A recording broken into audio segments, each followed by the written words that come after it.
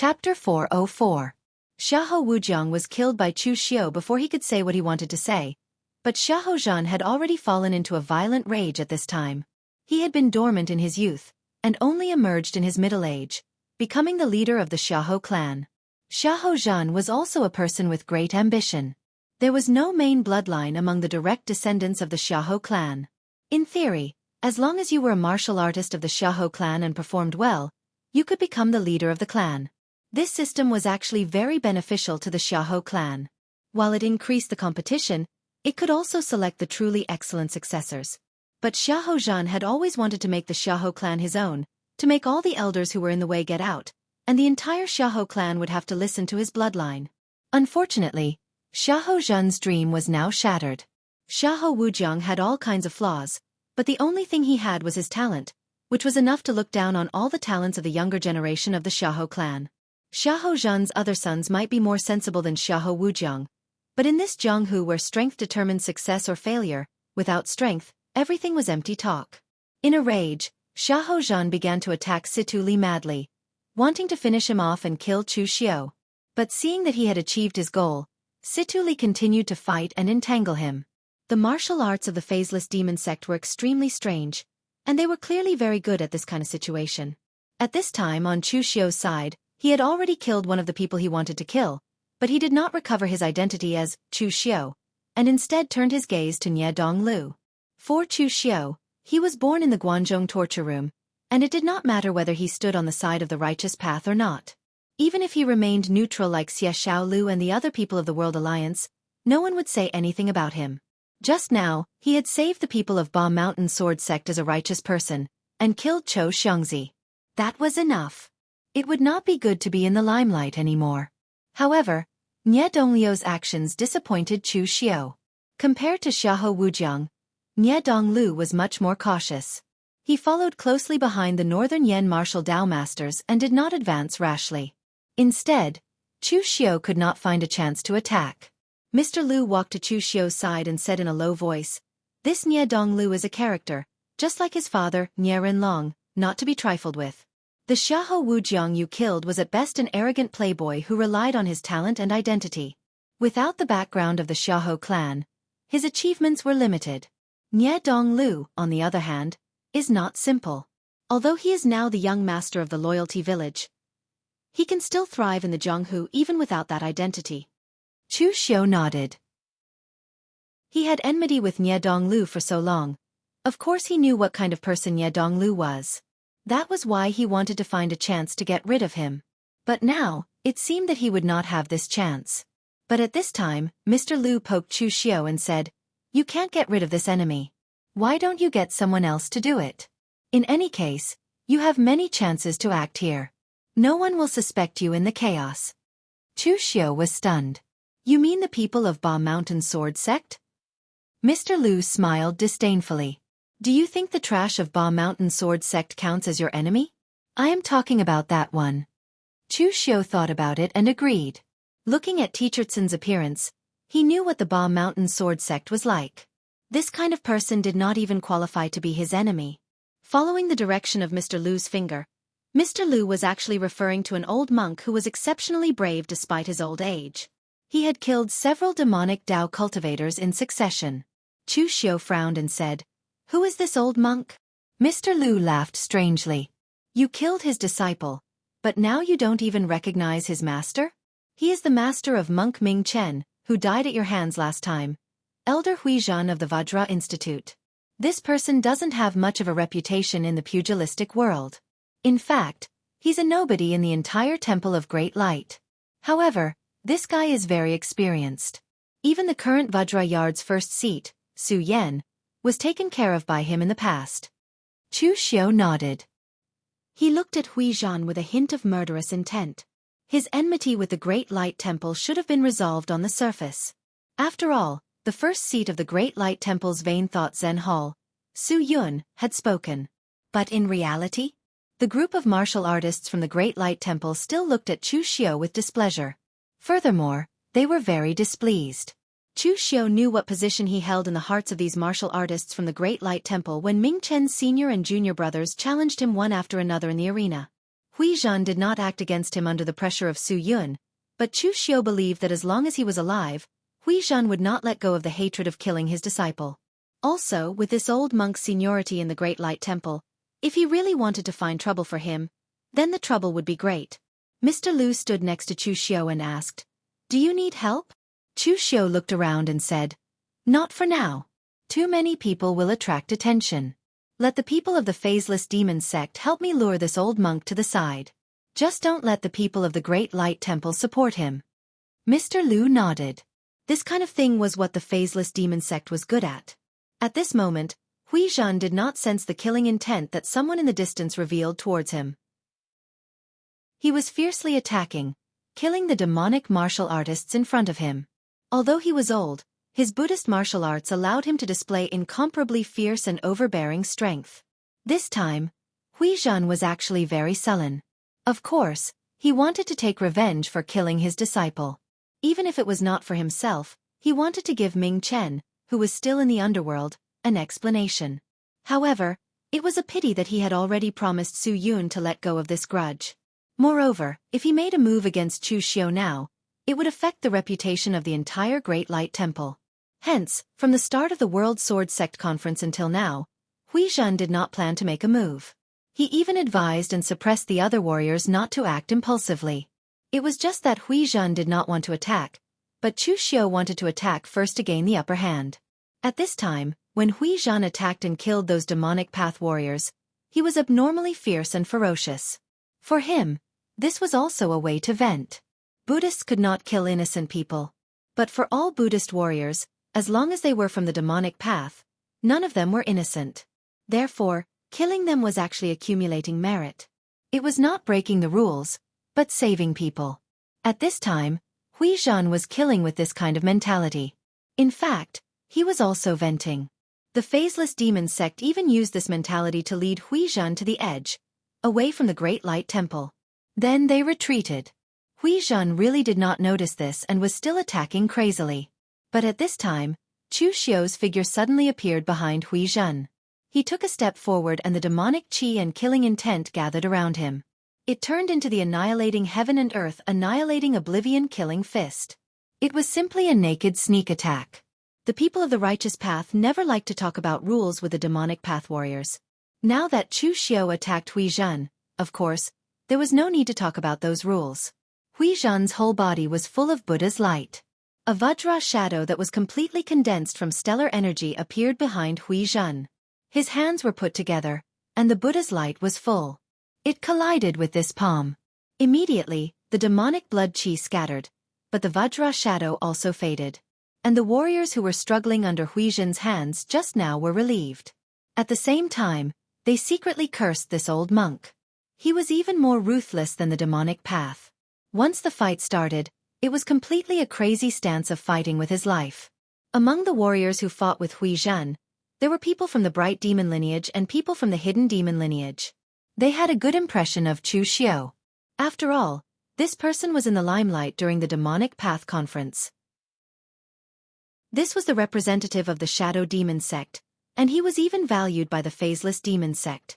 With the power of 5 Qi's origin realm, he was able to defeat the famous 5 poison sects Chou Xiongzi. He was obviously an impressive figure. Hui Zhan turned his head and looked at Chu Xiu. He said coldly, "Which demonic path sorcerer are you from? Go down and ask the Buddha." The Mara Vajra shadow appeared behind Chu Xiu.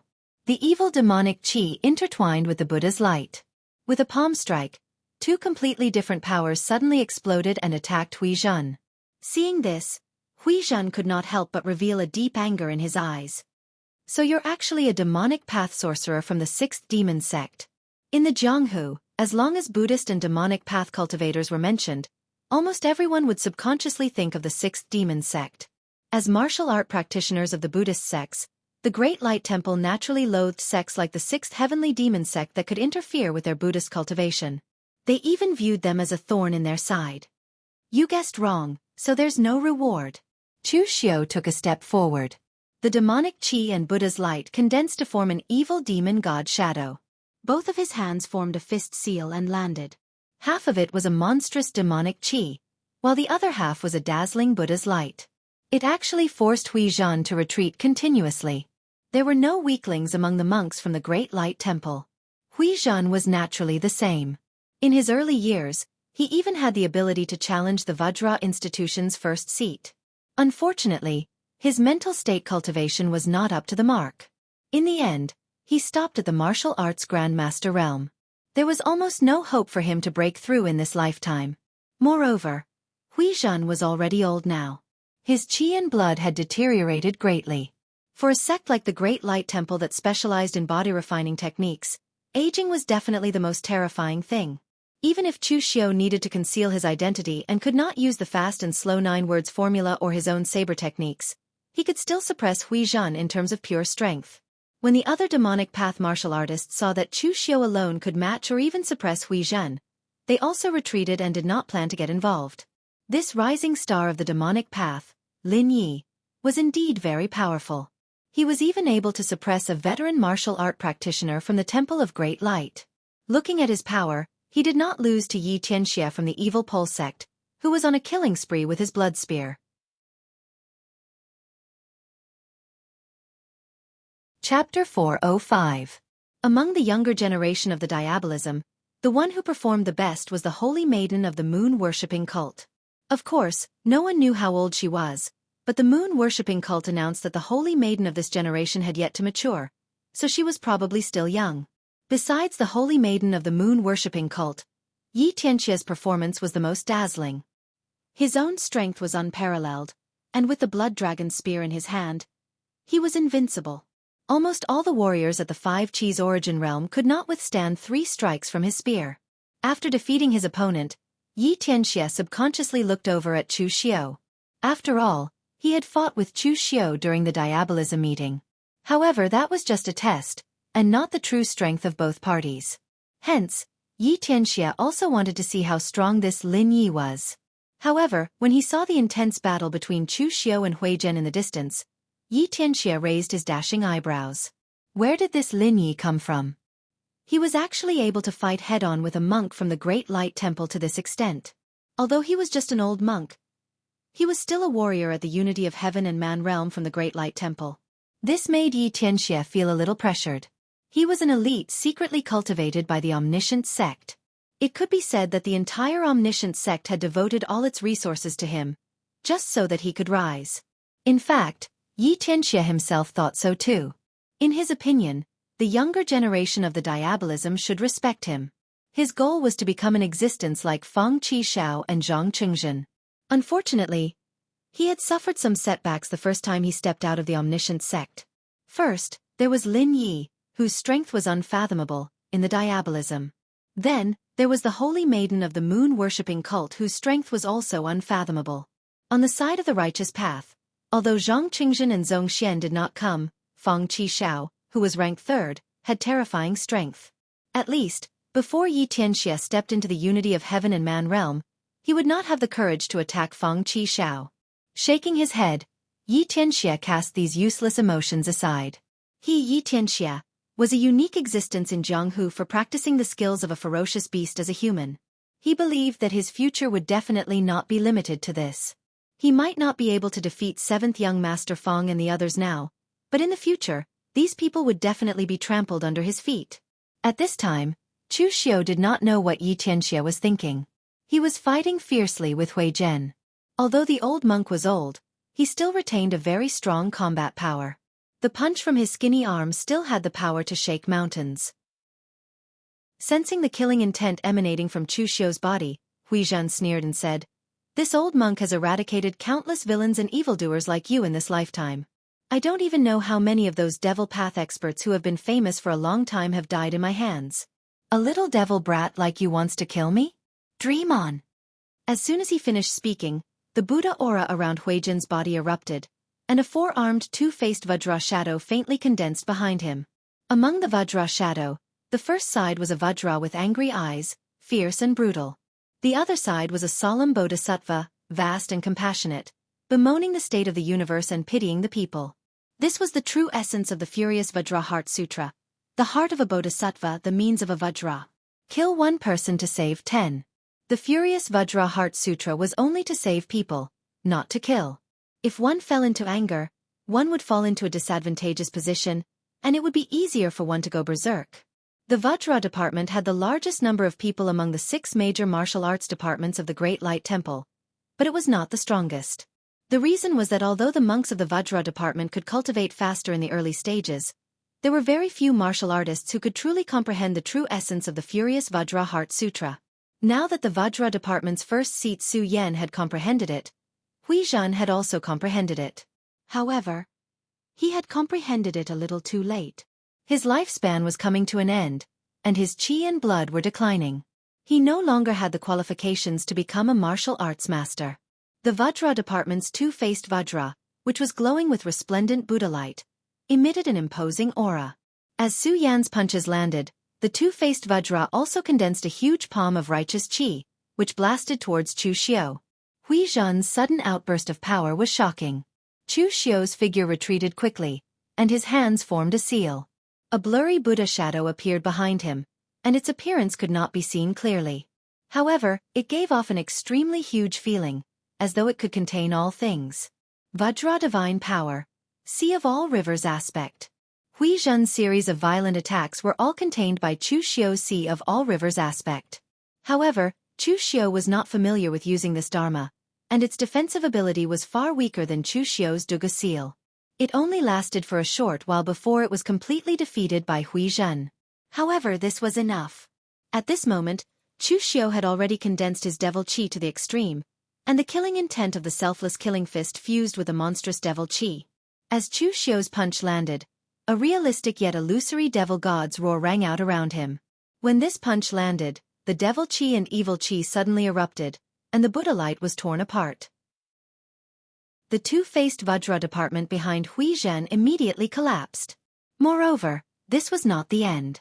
An angry Wisdom King's shadow appeared behind Chu Xiao, and a righteous qi palm print landed, directly blasting Hui Zhan away, causing him to spit out a mouthful of blood. Hell-suppressing Wisdom King form. Hui Zhan's eyes revealed a look of horror. This is my Buddhist cultivation technique. Who exactly are you?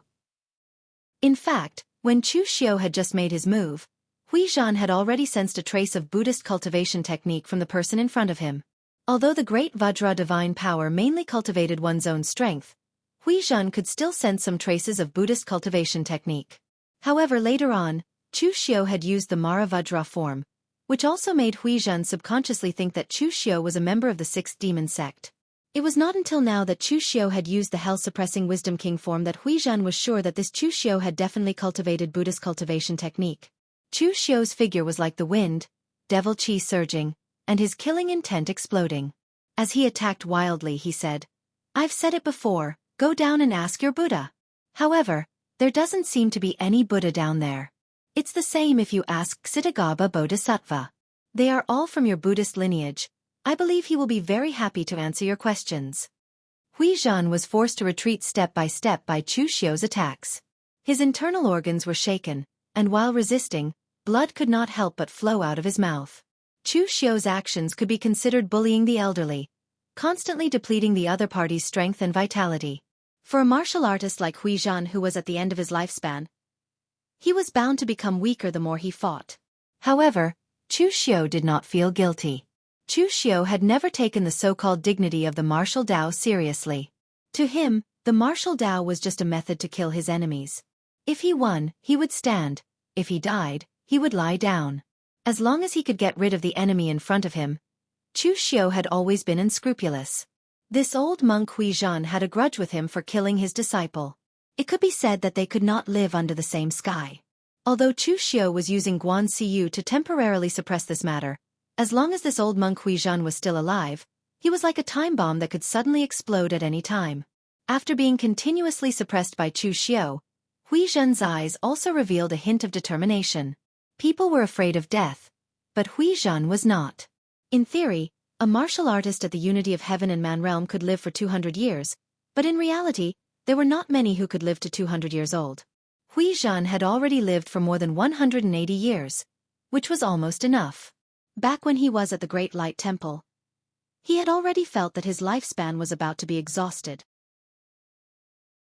He had long been prepared to wait for death.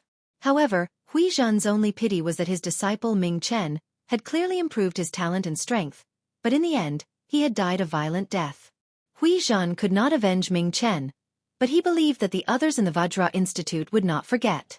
Now this battlefield of the righteous and demonic Tao war on floating Jade Mountain was not a bad choice as his final resting place. Hui Zhan had joined the Great Light Temple since he was young. He had spent his entire life exterminating demons and protecting the Tao, killing countless evil demons and murderers. Now that he could drag a demonic Tao expert to the grave with him, he died a worthy death. Every person who was not afraid of death was very terrifying. Even if Hui Zhan's qi and blood were currently declining, once he began to fight with his life on the line, not to mention Chu Xiu who could not unleash his full strength, even Chu Xiu at his peak would have to retreat. Hui Zhan put his palms together, and his entire body burned with a scorching Buddha's flame, which rose into the sky and enveloped Hui Zhan within it. The Buddha's flame burned the last of Hui Zhan's qi, blood, and essence. However, Hui Zhan was not as ferocious and terrifying as other martial artists who burned their qi and blood to fight for their lives. Instead, his originally shriveled body was filled with strength, as though he had recovered to the peak of his prime. Nirvana and Buddhahood, the ultimate sublimation. Hui Zhan's nirvana flame could not allow him to be reborn, but it could allow him to return to his peak for a period of time. Although it was only for a short period of time, it was enough for Hui Zhan. As the palm fell, the huge Vajra palm print fell with a loud bang, accompanied by a scorching flame, and made a loud sonic boom. The strong pressure caused Chu Xiu to retreat step by step.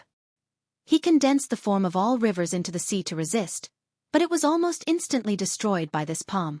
The strong palm print did not seem to have the slightest hindrance as it attacked towards Chu Xiu. Frowning, Chu Xiu did not retreat, but advanced instead. Since he could not avoid it, then he would take it head-on. The devil's qi and blood condensed into one, and as the fist fell, there was a faint wail of evil spirits and the roar of demons. The fist that condensed the strength of Chu Xiu's entire body collided with Hui Zhan's palm, and suddenly there was a loud bang. Hui Zhan's figure took a step back, while Chu Xiu flew back more than 10 feet, letting out a muffled groan. Under his black iron mask, a trace of blood had already seeped out. At his peak, Hui Zhan was a great expert in the oneness of heaven and men realm, and he even had the strength to break through to the martial Tao Grandmaster realm.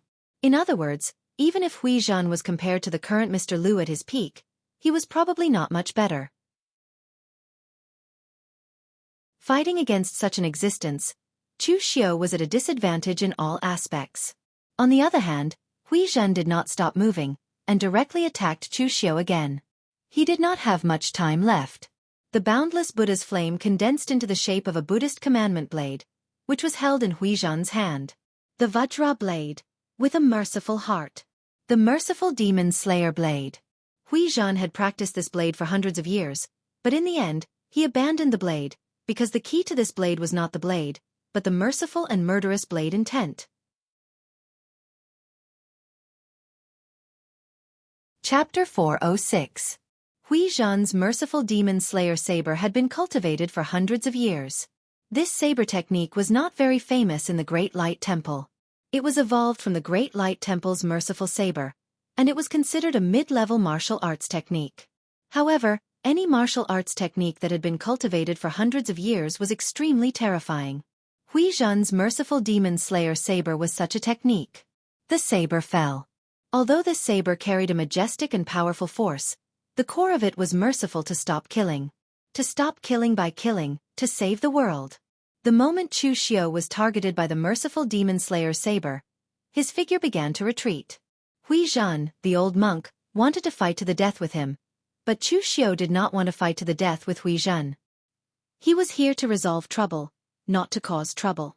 Based on Hui Zhan's current state, even if Chu Xiu were to immediately escape, Hui Zhan, who had already ignited his blood essence, would not be able to return to the Temple of Great Light alive. However, it was obvious that Hui Zhan did not think so. He had made up his mind to kill. Perhaps from Hui Zhan's point of view, it was already fortunate that he could fight to the death with these demonic slayers on the battlefield and not on a bed. If he could drag this demonic slayer down with him, it would be a great blessing. All the demonic qi and evil qi around Chu Xiu gathered into one and exploded. However, they were all extinguished by the saber. The power of this saber was somewhat beyond Chu Xiu's imagination. This old monk's desperate attack was truly terrifying. Did he have to return to his original identity? Chu Xiao squinted his eyes and suddenly took a step forward. He performed the heaven's sun gazing at air. In Chu Xiao's eyes, Hui Zhen's saber was like a dense silk thread that attacked him from all directions. Chu Xiao had already performed the heaven's sun gazing at air to the extreme. Countless possible trajectories in the future were deduced by Chu Xiao, but 99% of the results were that he would not be able to block it. Even if he could block the rest, the price he had to pay would not be low. There was no perfect technique in this world. However, with Chu Xiao's current strength, he could not find a loophole in Hui Zhen's technique. Or rather, even if he found a loophole, he could not take advantage of it. The heaven's sun gazing at air was only an auxiliary technique. It could tell you the future, but the one who truly changed the future was yourself. The heaven's sun gazing at air was only an auxiliary type technique. At this moment, Chu Xiao suddenly thought of something. He abruptly raised his head and used his original tone to speak into Hui Zhen's ear. As a master, you're much stronger than your disciple. Back then, when I killed your disciple, I didn't use much strength, but now you're able to force me to this extent. It's not easy at all. Hui Zhen's heart suddenly trembled when she heard this voice. Her gaze towards Chu Xiao was filled with shock. Although Hui Zhen had not made a move in the arena earlier, he had heard Chu Xiao's voice. Thus, he had almost instantly figured out who the person in front of him was. In an instant, countless thoughts flashed through Hui Zhen's mind. Some were happy, while some were angry. He was happy that he could really kill Chu Xiao this time and avenge his disciple. He was angry that Chu Xiao was so bold. He turned out to be a member of the Diabolism. The righteous and Diabolism were irreconcilable. If he had known that Chu Xiao was a member of the Diabolism, he would not have been unable to avenge his disciple for such a long time. The Guanzhong torture room's torturer, Chu Xiao, killing Ming Chen, and the Diabolism's murderer, Chu Xiao, killing Ming Chen were two different things. If he had known Chu Xiao's identity, even if Su Yun personally came to plead for him, Chu Xiao would definitely die. However, Hui Zhen did not realize that he had thought so many things in the moment of the battle. This also caused a slight change in the momentum of the knife in his hand. It was a very subtle pause and change. If it had been before, Chu Xiao would never have noticed such a subtle change. However, when Chu Xiao used the heaven sun gazing at air skill to fight with Fang Qi Shao's karma swordsmanship, his own cultivation of the heaven sun gazing at air skill could be said to have made great progress. At this moment, Chu Xiao had already grasped that subtle change. In an instant, Chu Xiao straightened his palm as a knife. The power of his qi and blood spread and burned. It intertwined with the devil qi and turned into a dazzling devil knife that slashed down. Chu Xiao would rarely burn his qi and blood. He was a person who dared to fight with his life in times of danger, but at the same time, he was also a very rational person. Burning his qi and blood would not only cause internal injuries and damage his foundation, but it would also cause his strength to drop to the extreme in a short time. But now, in the face of the old monk Hui Zhen, Chu Xiao had to burn his essence blood in order to be safe. Chu Xiao grasped that slight loophole. Under the surging devil knife, the qi and blood mixed with devil qi forcibly tore apart Hui Zhen's knife force and cut his mercy knife into pieces. The devil qi and evil qi entered Hui Zhen's body and left a hideous knife mark on Hui Zhen's chest. He was directly sent flying. A loud noise was heard and Hui Zhen fell to the ground. His eyes showed a hint of unwillingness and relief. In the end, he was no longer alive. As a master, Hui Zhen was not able to avenge his disciple until the last moment of his life. This was Hui Zhen's unwillingness. But as for Hui Zhen himself, he had fought for the Great Light Temple his whole life. He eliminated the devil and protected the Tao. At this time, dying on the battlefield of the righteous and demonic path was considered a perfect achievement. In this life, he would no longer have to worry about all kinds of Jianghu killings. It could be considered a release. At this time, Hui Zhen's death also attracted the attention of many people present. The disciples of the Great Light Temple were all fiercely fighting with the demonic path ancient martial art practitioners present. Apart from the people from the 5 major sword sects, they were the ones who fought the most vigorously. Those who did not know would have thought that this righteous and demonic path great battle was started by them. When Hui Zhen died, neither Su Yan nor Su Du noticed. At this time, they were all fiercely fighting with the demonic path grandmaster in front of them. It was really a battle of life and death. They were not like Xiaofan before his son died, who held back and went easy on him. Therefore, they did not pay attention to what was happening in front of them.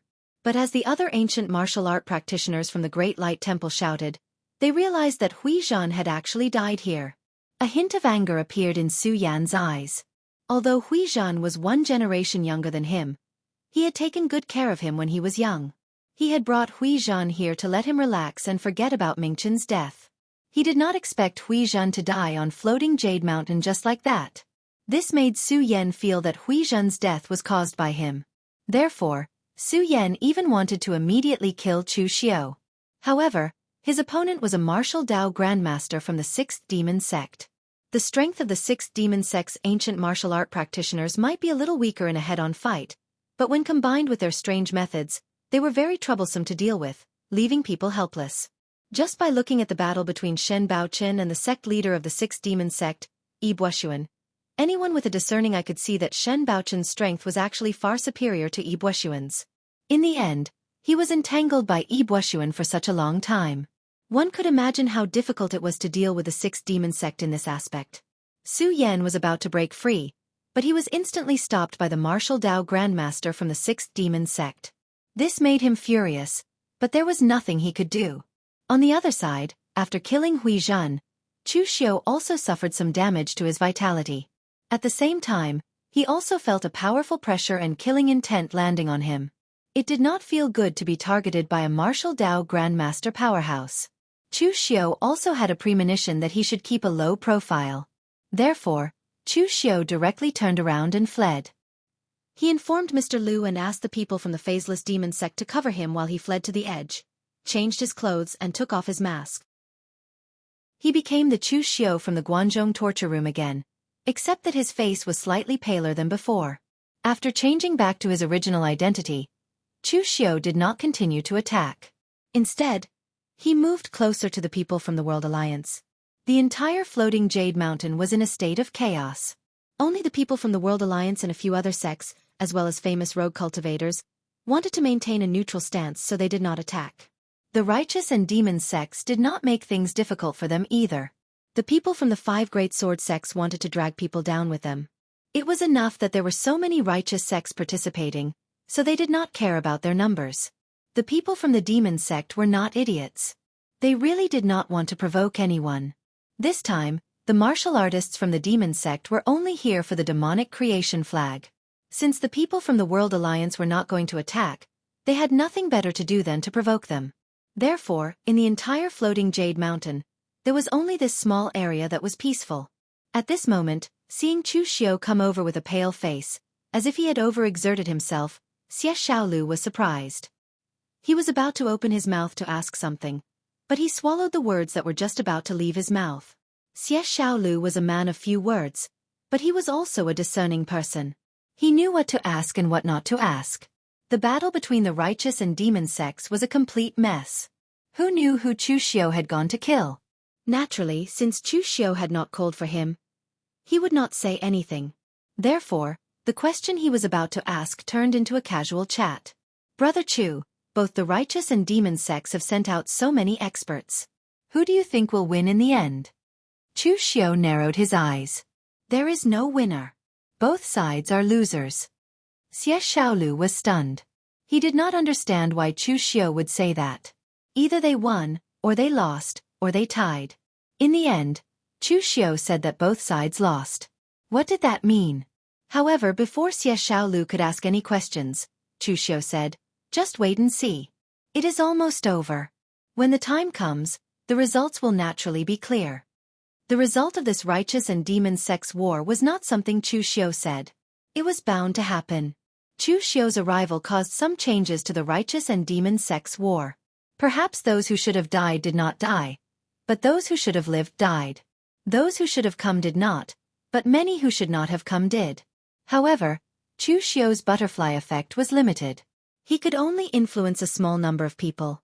For example, Dong Huang Tai, an existence at the true fire soul refinement realm, Chu Xiao definitely could not influence him.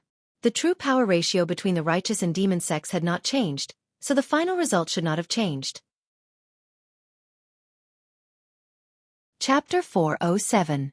Not long after Chu Xiu finished speaking to Xie Xiaolu, the situation on the battlefield changed, and this change started from Dong Huang Taiyi's side. In reality, Dong Huang Taiyi rarely fought in the Jianghu. The last time he fought was when he fought against the Great Light Temple over 20 years ago, so his ranking on the Longhu leaderboard had already been erased by Wind-Sweeping Tower. Many people in the Jianghu knew that this generation's Dong Huang Taiyi was very strong, but no one knew exactly how strong he was. In addition, the current leader of the moon-worshipping cult, Yi Xiaonan, was just too strong. The moon-worshipping cult was already the #1 sect in the demonic path, and Yi Xiaonan was naturally the #1 person in the demonic path. Under the shadow of a powerhouse of this level, no matter what Dong Huang Taiyi did, it was inconspicuous. No matter how many halos he had, they would all be overshadowed by Yi Xiaonan. It was only now that everyone knew why Dong Huang Taiyi was known as the strongest Dong Huang Taiyi in history. More than 200 years ago, the famous Jianan king Dugali was suppressed to the extreme by Dong Huang Taiyi, and he could barely fight back. Later, Wind and Cloud Swordmound even invited the world-famous murderous weapon, Decimating Abyss, to be powered by the blood of the previous leader of Wind and Cloud Swordmound, the personal disciple of the old sword god Guamo, Yan Ji. They worked together to kill Dong Huang Taiyi, but they could only barely hold on. But now, that stalemate was broken by Dong Huang Taiyi. Perhaps Dong Huang Taiyi was getting impatient with the stalemate, so he finally used his trump card. Amidst the powerful sword chi of Dugali and Decimating Abyss, Dong Huang Taiyi's wide sleeves folded up. As his body slowly turned, black demonic flames were flung out from his wide sleeves. The demonic flames could burn the heavens and devour the earth, using everything as nourishment. Whether it was the world's Yuan Qi or Dugali's sword Qi, everything could be devoured by the demonic flames. In the end, the overwhelming demonic flames had even enveloped more than half of floating Jade Mountain, as if the sun had fallen. Dong Huang Taiyi stood in the center of the demonic flames. Everyone could only see a black shadow controlling the demonic flames, like a god or a demon. The boundless devil flames devoured Du Guli's sword energy and enveloped his entire body. Even the power of the ominous weapon, Decimating Abyss, was engulfed by the devil flames. Even the body of the sword showed signs of melting. Yan Ji suddenly spat out a mouthful of blood and his face turned extremely pale. In front of that terrifying devil flame, his connection with the extinguishing abyss sword had been completely severed. What kind of martial arts is this? Du Guli couldn't help but shout out in shock. The warriors of the 5 major sword sects and the righteous path were all shocked. They were not making a fuss, but they had never seen or even heard of the martial arts that Dong Huang Taiyi displayed. Dong Huang Taiyi stood in the center of the boundless devil flames and said indifferently, "Cult Master's heaven-mending heart sutra is world-shaking and makes ghosts and gods weep. How is my burning sky treasured mirror? Now, although I am not as brilliant as the sect master, this burning sky treasure mirror is the result of 100 years of dedicated research by combining the martial arts of the Eastern Emperor Taiyi of the moon-worshipping cult and countless ancient books. It was only a few years ago that I finally completed it. Du Guli, and that little kid who controls the Decimating Abyss sword, you can be proud, because you are the first people in the entire Jianghu to experience the power of the burning sky mirror." Hearing this, everyone present fell silent. Moon-worshipping cult's momentum had been formed. A sect's strength was never because of one person, but because of a group of people. In the past, Dugu Weiwa was invincible in the world. But after Dugu Weiwa was gone, the Kunlun demon sect was able to single-handedly fight against the entire pugilistic world. Now the world knew that cult master Yi Xiaonan was incomparably powerful, and even defeated countless Great Light Temple masters in a battle 20 years ago. Now he was ranked on the legendary list, and could be said to be a top powerhouse in the Jianghu. But moon-worshipping cult strength was also due to the contributions of other people. Yi Xiaonan's heaven-mending heart sutra was not passed down from ancient times, but was continuously researched and supplemented by successive cult masters. Finally, in Yi Xiaonan's generation, it was finally perfected and successfully cultivated. It had the shocking power to destroy the world, mend the heavens, and reverse the universe. And now, Dong Huang Taiyi's burning sky mirror was clearly the same.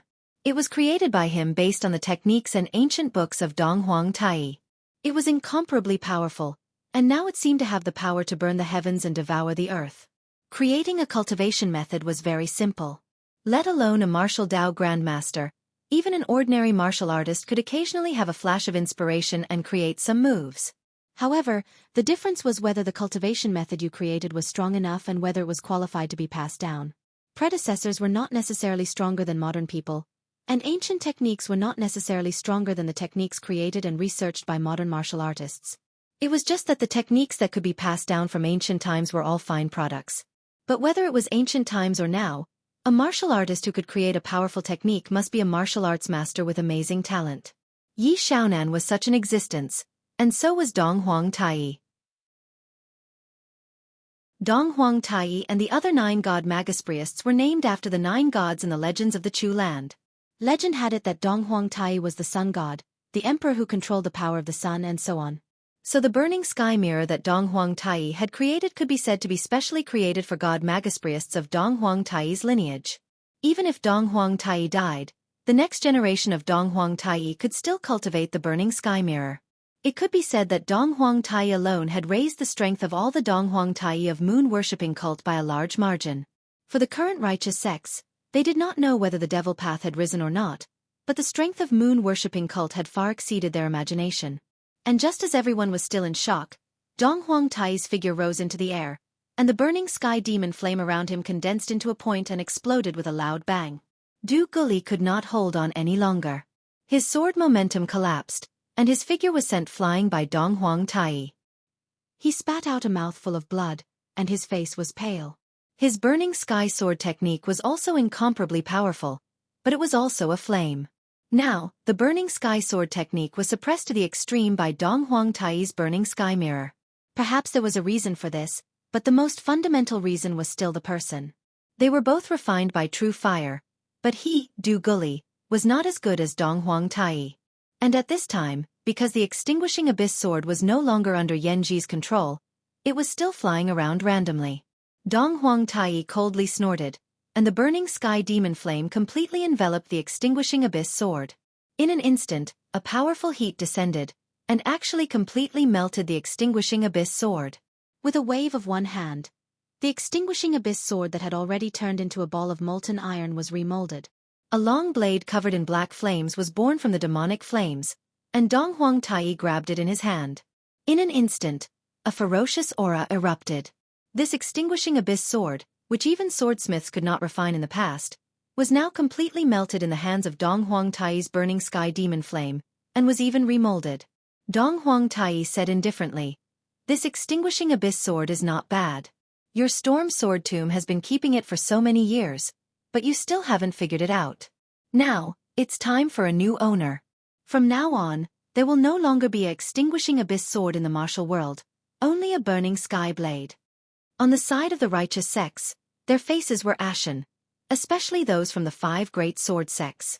This time, they were defeated, completely defeated. Du Guli had been severely injured, and Storm Sword Tomb had also lost their extinguishing abyss sword. They had lost miserably. However, at this moment, Shen Baochen, who had been fighting with Yi Buoxuan of the 6th Demon Sect, suddenly exploded. Shen Baochen was already very impatient with Yi Buoxuan. Coupled with the fact that Du Guli had actually been defeated, he had no choice but to use his trump card. Shen Baochen's sword and bamboo flute hung on his body all year round. Everyone thought that the bamboo flute was just something that Shen Baochen usually played with, but now, Shen Baochen held the bamboo flute in his hand and began to play it. The moment the sound rang out, Yi Buoxuan's expression suddenly changed. This was because what Shen Baochen was playing was not the pleasant sound of the flute, but a murderous sword dance. The sound of the flute transformed into countless hazy shadows. These shadows circled between the heavens and the earth, using their thoughts to draw upon the power of the heavens and earth to transform into dancing swords. Thousands of swords merged into one, the life sword dance. Under the life sword dance, Yi Buoxuan's 6 heavens of the desire realm was completely shattered. The life sword dance encompassed and destroyed everything. Yi Buoxuan's techniques could not defend against it at all. In the sword dance, Yi Buoxuan retreated step by step. The worlds in front of him evolved and collapsed, but he was still killed until he vomited blood and retreated. His strength was originally not as good as Shen Baochen's. Just now, they had only been in a stalemate. However, now that Shen Baochen had suddenly displayed his might, he could no longer hold on. The burning sky demon flame descended. The pitch-black demon flame collided with the life sword dance. The demon flame burned the sky and finally blocked the killing power of the sword dance. However, the burning sky demon flame that could melt everything could not melt Shen Baochun's life sword dance. Dong Huang Tai narrowed his eyes and looked at Shen Baochun. This is formed from the mental imprints and sword will left behind by the past cultivators of the Forgotten Sword Hut? The life sword dance. Haha, it is just an external object. They are already dead, but in the end, they still have to fight to the death for unfilial descendants like you. You righteous sects are even crueler than the demonic path. Shen Baochun held the bamboo flute in his hand and said lightly, "The ancestors of the Forgotten Sword Hut left this life sword dance to protect the common people. They have the common people in their hearts, which is why they are so obsessed. To let it be covered in dust in the ancestral hall is a great disrespect to the ancestors." Dong Huang Tai raised his eyebrows. Just now, he had only casually mocked him. However, he also knew that this was a trump card left behind by the ancestors of the Forgotten Sword Hut. In the entire Forgotten Sword Hut, other than Shen Baochun, probably no one else could use this thing. To activate the mental imprints and sword will left behind by all the past cultivators of the Forgotten Sword Hut, one must have a powerful cultivation in the way of the sword and a clear sword heart that combined all the swordsmanship. Otherwise, once one of the swordsmanship clashed with you, not only would it hurt you, but it would also destroy the trump card left behind by the ancestors of the Forgotten Sword Hut.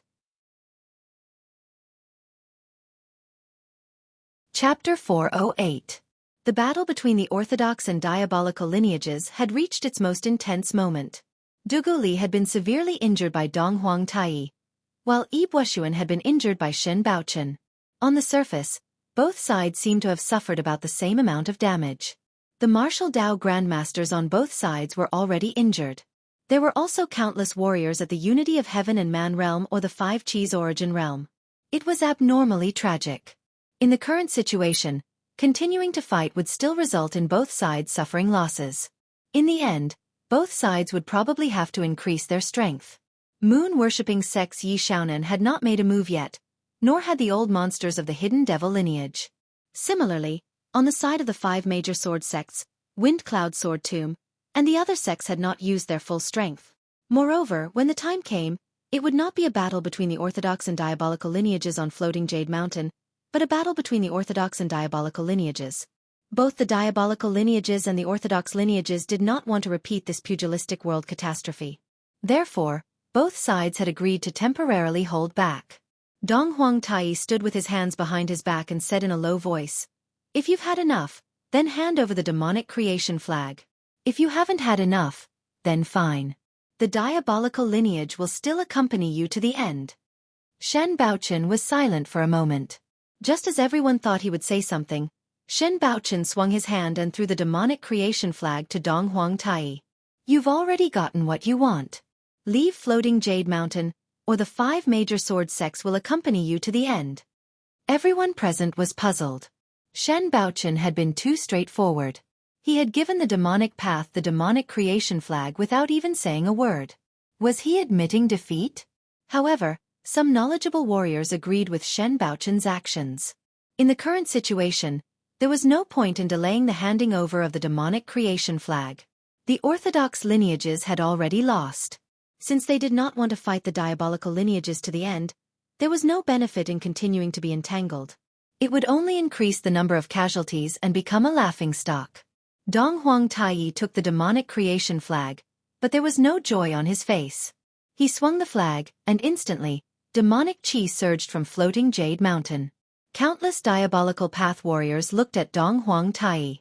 Dong Huang Taishang waved the demonic creation flag one after another, and led countless demonic Dao martial artists down the Floating Jade Mountain like a receding tide. Although it seemed like the demonic path won on the surface, the demonic path had actually lost. Therefore, there was no winner on either side. It was a lose-lose situation. This time, the five great sword sects wanted to use the good fortune heavenly demon flag to lure the demonic path to take the bait. They wanted to take this opportunity to establish their might and compete for the position of leader of the five great sword sections. As a result, the leaders of the five great sword sects had yet to be decided, but their might had been established. However, it was not them who established it to the demonic path, but the demonic path. The demonic creation flag had fallen back into the hands of moon-worshipping cult. On the other hand, The demonic lineage that seemed to be in the limelight had successfully obtained the Fortune Heavenly Demon flag. However, this was not a good thing for the moon-worshipping cult or the entire demonic lineage. Ever since the destruction of the Kunlun Devil cult, the Devil Dao had been keeping a low profile and hiding their strength. In the end, after the battle at Floating Jade Mountain, a large portion of the demonic Dao's strength had been revealed. This would definitely cause the righteous Dao's warriors to be wary and even view them as enemies. When that time came, the demonic Dao would not be as relaxed as it was now. After all, although the demonic Dao looked easy to bully back then, they had restrained their foundation and were confident enough to do so. Now, the righteous Dao's sects would not continue to allow the demonic Dao to develop as they had in the past. They would either suppress or restrict them. After the great battle at Floating Jade Mountain, everyone was certain that the conflict between the righteous Dao and the demonic Dao would intensify. The underworld would most likely not be peaceful again. Of course, this did not matter to the warriors from the small sects or the lone cultivators present. They were warriors at the bottom of the underworld and could not see that far ahead. As long as they could reap the benefits in front of them, that was enough. Now that the demonic Dao had retreated, the 5 great sword sects should also express their gratitude. It had to be known that this situation had been laid out by the 5 great sword sections. In the end, it had evolved into a war between the righteous Dao and the demonic Dao. The righteous Dao and the demonic Dao could not coexist. Everyone could help the demonic Dao, but for this reason, they had suffered heavy casualties. If the 5 great sword sects did not express their gratitude, wouldn't that be too much? Of course, if the 5 great sword sects were thick-skinned, they could really not express their gratitude. However, if the 5 great sword sects were to do such a thing, would they still want their reputation? Therefore, after Shen Baochen and the other true fire spirit refinement realm warriors left, Han Tingyi cupped his hands at everyone present and said, "Everyone, we are extremely grateful for helping the 5 great sword sects to fight against the demonic Dao together. The 5 great sword sects will send gifts to all the warriors who helped in the great battle at Floating Jade Mountain. Those who successfully killed the demonic Dao warriors will also be heavily rewarded by the 5 great sword sects." The 5 great sword sects foundation was not weak. They could afford to take out some gifts. The most important thing was their attitude. Moreover, for a sect at the level of the Great Light Temple, they did not care about the gifts from the 5 great sword sections. As long as the 5 great sword sects' attitude was sincere, that was enough. However, for those itinerant warriors or warriors from small sects, even if the 5 great sword sects casually took out something, it would be regarded as a treasure. Therefore, these people were very excited. Han Tingyi arranged for people to take the items, while he personally took the treasures that he had prepared beforehand and handed them to the warriors of the various sections. They were distributed according to the number of enemies they killed. Han Tingyi was not afraid that these people would falsely claim the battle merits. Most of the warriors who came from the large sects still cared about their reputation. Moreover, Floating Jade Mountain was only so big. Most people saw who killed who, so it was basically impossible to falsely claim it. Han Tingyi took out a few secret boxes and handed them to the Great Light Temple's Su Yan. He cupped his hands and said, "The Great Light Temple has acted righteously this time. The 5 great sword sects are extremely grateful." Han Tingyi's words were sincere. In this great battle at Floating Jade Mountain, the Great Light Temple was the one who put in the most effort. They practically killed those demonic Dao villains with all their might.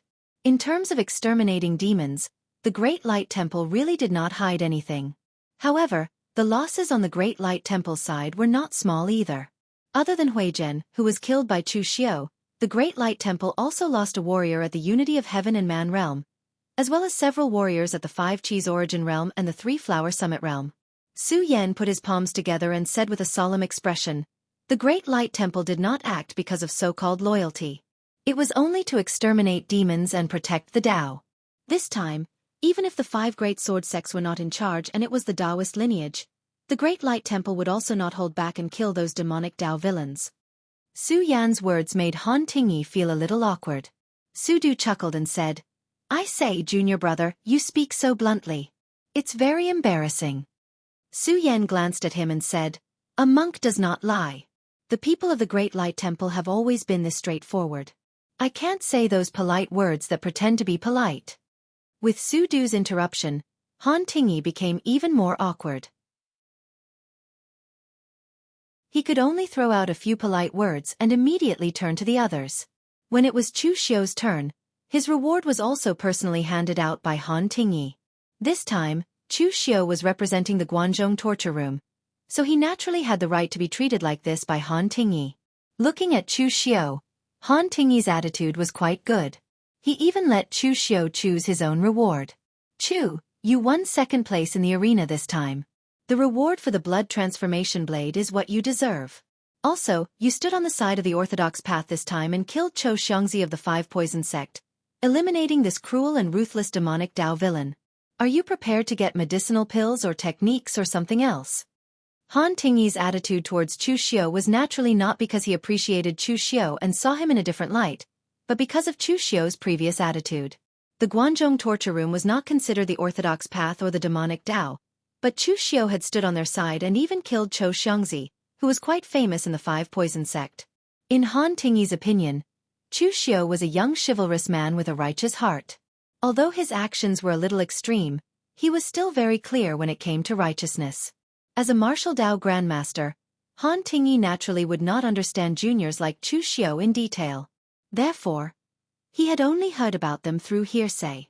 The people of Jianghu all said that Chu Xiu was ruthless and resolute in his actions, but now the impression of Chu Xiu in Han Tingyi's eyes had been reversed. There was nothing wrong with being ruthless and acting extreme. Which young man was not hot-blooded? The people of Jianghu pursued a quick revenge. As long as they could stand on the side of righteousness, there would be no problem. Chu Xiu cupped his hands and said, "Thank you, Senior Han. Since my reward is the blood-killing saber, why don't Senior Han give me the demonic blood technique that goes with the blood-killing saber?" Han Tingyi frowned and said, "You want the demonic blood technique? It's not that our 5 major sword sects are stingy and don't want to give it to you, but the demonic blood technique is very evil. In battle, it absorbs the opponent's qi and blood and fuses it with demonic energy to enhance its own strength. In this way, it can use the blood-killing saber without limit. This kind of martial art is also an extremely evil path in the demonic Dao. I gave it to you, one is against the harmony of heaven, and the other is also because I am afraid that you will fall into the demonic Dao." Chu Xiu shook his head and said, "Senior Han, I have also learned many demonic arts. In my opinion, there are good and evil people, but there are no good and evil martial arts. Even if I cultivate a demonic art, I will use it on the righteous path, using it to kill the demonic Dao. Then, it will be a righteous martial art. Moreover, there are many people on the righteous path who cultivate demonic arts. Moreover, Senior Han does not need to worry that I will fall into the demonic Dao. I have cultivated demonic arts before, and aren't I still fine now? As a martial artist, if I am affected by a martial art, then my will is too weak." Nie Donglu, who was familiar with Chu Xiu's character, had an awkward expression when he heard Chu Xiu's words. He sneered in his heart. "You, Chu Xiu, have walked all kinds of paths, but you have not walked the righteous path." However, at this time, no one went to undermine Chu Xiu, because that would only offend Han Tingyi and the 5 major sword sects. It would also be easy for Chu Xiu to bite back and slander them. Chapter 409. Chu Xiu's words were filled with righteousness and awe-inspiring, and Han Ting felt that it made some sense. In fact, apart from the more extreme sects like Buddhism, most of the martial arts sects in Jianghu would not use martial arts to restrict a person. Although the martial arts of the demonic path were evil, they had powerful explosive power. Therefore, many warriors secretly learned some demonic martial arts as a trump card. This was a very normal thing. Moreover, the martial arts of the demonic path also included some martial arts from Taoism or Buddhism. How could the two sides be so clearly differentiated? This time, Chu Xiu was on the side of the 5 major sword sects, and his performance was very good. The great demonic blood technique was left in the forgetful sword hut. Other than being sealed in the armory and eating dust, it was useless. Han Tingyi thought about it and threw the 2 martial arts to Chu Xiu. He said in a low voice, "Chu, you are a young talent on the Longhu list. Your future is limitless. Although you have learned demonic martial arts, I hope that you will not fall into the demonic path in the future." Chu Xiu nodded and put on a righteous expression. As for what he was thinking in his heart, it was not something that others could know. After the items were distributed, the 5 major sword sects set up a banquet and invited the warriors of the righteous sects present. However, the great battle between the righteous and demonic sects had just ended, and the people of the righteous sects had also seen the power of the rise of the demonic path. They were now busy reporting what had happened here back to their sections. How could they have the time to eat? Therefore, the majority of the people directly bade farewell and left. Chu Xiu was also the same. He didn't want to sit and eat with the martial artists of the righteous path sections. It was estimated that there were many people who didn't like him. After a few days, the details of the great battle on floating Jade Mountain spread in the Jianghu. Everyone's first impression was that the Jianghu would not be peaceful again. In the past, the demonic path had declined, and the righteous sects had lived comfortably. When they had the time or the opportunity to kill some lone demonic path villains, it was not bad to make a name for themselves. But now, the demonic path had completely risen, and the hidden forces in the past would gradually surface.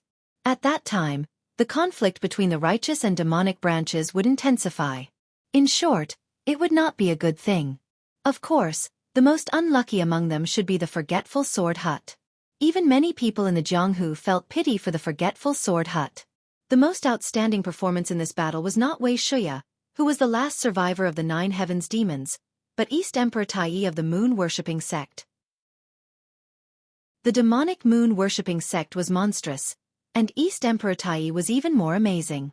This also allowed the people to see the terror of the moon-worshipping sect.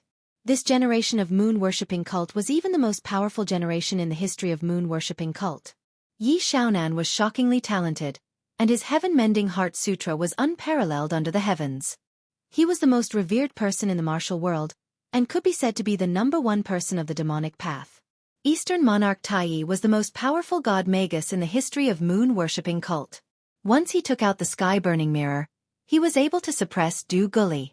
There was also the most mysterious high priest of the moon-worshipping sect. Although he had only fought a few times, he held the most mysterious and powerful trump card of the moon-worshipping sect. With these 3 people, even if the holy maiden of the moon-worshipping sect had not grown up, the strength of the moon-worshipping sect was shocking enough. Unfortunately, the Forgetful Sword Hut happened to be in West Chu, and also happened to be next to the moon-worshipping sect. With such a terrifying neighbor, it was likely that the Forgetful Sword Hut would not have an easy time in the future. Chu Xiu did not care about the rumors and disputes in the Jianghu. After leaving floating Jade Mountain, Mr. Liu sent someone to pass a message to Chu Xiu to return to the Guanzhong torture room on his own. The demonic path had just been in the limelight, and now it was time to deal with it in a low-key manner. So Chu Xiu did not delay and went straight to the Guanzhong torture room. The battle between the righteous and demonic paths on floating Jade Mountain did not affect the Guanzhong torture room much, so Guan Xiu did not ask too much. Moreover, as Chu Xiu became more and more famous outside, the people in the Guanzhong torture room also tacitly agreed that Chu Xiu was the face of the Guanzhong torture room in the outside world. There were not as many rumors as before. After returning to the Guanxi branch, the Ghost Hand King and Du Guangzhong told Chu Xiu some things that had happened in the Guanxi area recently, and they left directly so that they would not disturb Chu Xiu's cultivation. In fact, during this time, nothing major happened in the Guanxi area. The strength of Chu Xiu's subordinates was already strong enough, at least enough to suppress the Guanxi area. The most important thing was that Chu Xiu's reputation, or rather, his ferocious reputation, was also great enough. Even if Chu Xiu was not in the Guanxi area now, the martial arts factions under him would not dare to cause any trouble. In his study, Chu Xiu took out the blood-killing blade and the great devil blood technique that he had obtained from the sitting sword hut and studied them carefully. This martial art was a secret technique of the Kunlun devil cult. When the two were combined, there was a total of 7 revolutions. It was definitely not weak. However, after reading it, Chu Xiu finally understood why Han Tingyi had sealed the great devil blood technique and not wanted to hand it over to him. This technique was indeed very evil. The blood-killing blade and the great devil blood technique were actually based on the latter. The function of the great devil blood technique was to use devil qi to control blood. It was not only to control one's own blood, but also the blood of others. During a fight, one could absorb the power of the opponent's qi and blood to replenish one's own qi and blood. It was said to be extremely evil. When practiced to a great level, it was even possible to directly suck the opponent dry. The blood-killing blade, on the other hand, was a technique derived from the great devil blood technique. It condensed a powerful qi and blood into a blade. When the blade was slashed out, the stronger the qi and blood power condensed, the fiercer the power of the blade. Moreover, the blood-killing blade could be used with one's own qi and blood. Naturally, it could also be used with the Great Devil Blood technique. Under normal circumstances, the two work together. First, the Great Devil Blood technique would successfully absorb the opponent's qi and blood. Then, the blood-killing blade would condense the qi and blood into a blade to kill the enemy. It was powerful and did not consume one's own strength. On the contrary, if one didn't have the Great Devil Blood technique, then the blood-killing blade could only use one's own qi and blood to fight the enemy. Although the power of the blood-killing blade wouldn't be weak, it would still damage one's own body. Thus, one could only use it as a trump card to put one's life on the line. Although these two techniques were very evil, they suited Chu Xiu's taste. Regardless of whether the techniques he cultivated were good or evil, they only pursued one thing, and that was killing power. At this moment, a black mist suddenly rose from Chu Xiu's study. Mei Qinglian, who was wearing a fiery red dress and had an extremely gorgeous temperament, walked out of it. Chu Xiu also discovered that whenever Mei Qinglian saw him, she always seemed to like wearing this fiery red dress. It looked flirtatious but not seductive. Was there something particular about this? Chu Xiu cupped his hands and said, "Saintess, you are so well informed. I just came back, and you came to me." Mei Qinglian leisurely walked to the chair beside Chu Xiu and sat down. With a trace of laziness in her voice, she said, "If you don't take the initiative to find me, then I can only take the initiative to find you." Chu Xiu smiled bitterly and said, "I want to come to you, but I don't want to cause a misunderstanding. Master Guan is my superior, after all. I don't want to go to his wife." Mei Qinglian stretched out her slender jade-like finger and pointed at Chu Xiu. She said in disdain, "Don't think that I don't know what kind of morality you men have. What does the wife of a superior count for? Disciple and master? Disciple and master's wife? Don't you like this kind of thing?" Chu Xiu shrugged and said, "Unfortunately, I don't have a master, and I don't have a master's wife." Mei Qinglian sneered, "Fortunately, you don't have a master. Otherwise, your master will die because of you sooner or later." Chu Xiu shrugged and didn't refute. In theory, he didn't have a chance to screw over his master, but he would screw over his father. His cheap father could also be said to have died because of him. After teasing Chu Xiu for a bit, Mei Qinglian's expression turned serious. "Actually, Lu Jin had already sent someone to inform me about the battle between the righteous and demonic paths on Floating Jade Mountain before you returned. Whether it was the Demonic Path Alliance meeting or the Righteous and Demonic Path War, you did well." Chu Xiu's expression didn't change. He said, "Thank you for your praise, Saintess. I'm just doing what I've been entrusted with. Since I represent the Yin Demon sect, I naturally won't embarrass them." Mei Qinglian said in a low voice, "You've also seen the grievances between the Yin Demon sect and the Bright Demon sect during the Demonic Tao Alliance. Previously, you and I had a deal.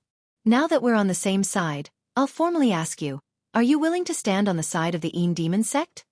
Previously, Mei Qinglian had classified Chu Xiu as a member of the Yin Demon sect, but that was what Mei Qinglian had said, not what Chu Xiu had personally admitted. Now that Chu Xiu had seen the strength of the Yin Demon sect and the Bright Demon sect, and he had also participated in the Demonic Tao Alliance, it was time for Chu Xiu to make his stand. Unlike Mr. Lu, Mei Qinglian had been a very suspicious person from the beginning. Perhaps this had something to do with what had happened to the Yin Demon sect in the past. The Yin Demon sect had fallen to this state, and she, the Saintess, was the only one left. Mei Qinglian couldn't help but be suspicious. Chu Xiu didn't hesitate. He chuckled and said, "In the past, Saintess had said that I belonged to the Yin Demon sect. I have been from the beginning, and I will still be in the future." Mei Qinglian raised her elegant eyebrows and said, "Aren't you tempted after seeing the strength of the Bright Demon sect? Not to mention the others, you've also seen the strength of the moon-worshipping sect. Yi Shaonan is already a supreme figure in the martial arts world. Eastern Emperor Tai and the moon-worshipping sect's high priest are also extremely terrifying. If you join the moon-worshipping sect, even if you kill Ming Wang Zhongshuan, the moon-worshipping sect will still dare to protect you, let alone killing a martial monk from the Great Light Temple. With your identity as the successor of the Kunlun Devil cult and your ranking on the Longhu list, it won't be difficult for you to join the moon-worshipping sect." Chu Xiu shook his head and said, I don't have any other good points, but I know my own limits. How big your stomach is, how many bowls of rice you can eat. Otherwise you will really become an idiot.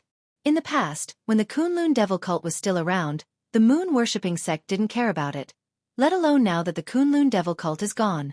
From the beginning, I knew that I and the moon-worshipping sect are not the same kind of people. Chapter 4:10. Mei Qinglian was satisfied with Chu Xiu's answer. She didn't want the young expert that the Yinma clan had found and cultivated to fall into someone else's arms. It wasn't that the Yinma clan wasn't confident. It was just that the moon-worshipping cult was too strong. It was so strong that the Yinma clan felt threatened. It was good to enjoy the shade under a big tree. If Chu Xiu chose to join the moon-worshipping cult, Mei Qinglian would think that it was normal. Regardless of whether Chu Xiu was the direct descendant of the Kunlun devil cult, the moon-worshipping cult would gladly accept him based on his current ranking of 6th on the Longhu list. However, since Chu Xiu had said this himself, Mei Qinglian wasn't afraid that Chu Xiu would do something treacherous. It wasn't that Mei Qinglian believed in Chu Xiu's character, but since Chu Xiu had made a promise, if he really joined the moon-worshipping cult in the future, Chu Xiu would have to face the hostility and pursuit of the entire Yinma clan. In fact, Chu Xiu didn't think so much. For Chu Xiu, his identity as the descendant of the Kunlun devil cult was fake. How was it different? Moreover, Chu Xiu had never considered joining the moon-worshipping cult. Chu Xiu had never been the kind of person who would submit to others. Even if he joined the Guanzhong torture room now, he didn't have the slightest loyalty to the Guanzhong torture room. Compared with the Guanzhong torture room, the moon-worshipping cult was powerful, but there were too many restrictions. If Chu Xiu joined the moon-worshipping cult, he would be subjected to too many restrictions. And now, on the surface, he was the sentencing officer of the Guanzhong disciplinary hall, but in the dark, he was still the rising star of the hidden devil clan. He was not a member of the Yin demon sect, nor was he a member of the phaseless demon sect. His relationship with the entire hidden devil clan could only be said to be a cooperative one, and he did not receive many restrictions. He could even use the power of the hidden devil clan to intimidate others. This was already good enough for Chu Xiu. Of course, there was also the glazed gold thread goo. This thing came from the moon-worshipping cult. If Chu Xiu joined the moon-worshipping cult, it was likely that someone would notice something. Therefore, even if Mei Qinglian didn't say this, Chu Xiu wouldn't consider the moon-worshipping cult. Chu Xiu asked at this time, Saintess, after the battle of righteous and demonic on floating Jade Mountain, what is the Yinma clan going to do? Mei Qinglian said lightly, low-key, even more low-key than before. In this battle of righteous and demonic, our Yinma clan has exposed too much power, which is enough to attract the attention of righteous sects, or more accurately, suppression and hostility. Therefore we have to be low-key. Even the phaseless demon sect is not going to make trouble in Jianghu for the time being. And this time, the moon-worshipping cult has made a name for itself and is in the limelight. At present, 99% of the righteous sects are focused on the moon-worshipping cult.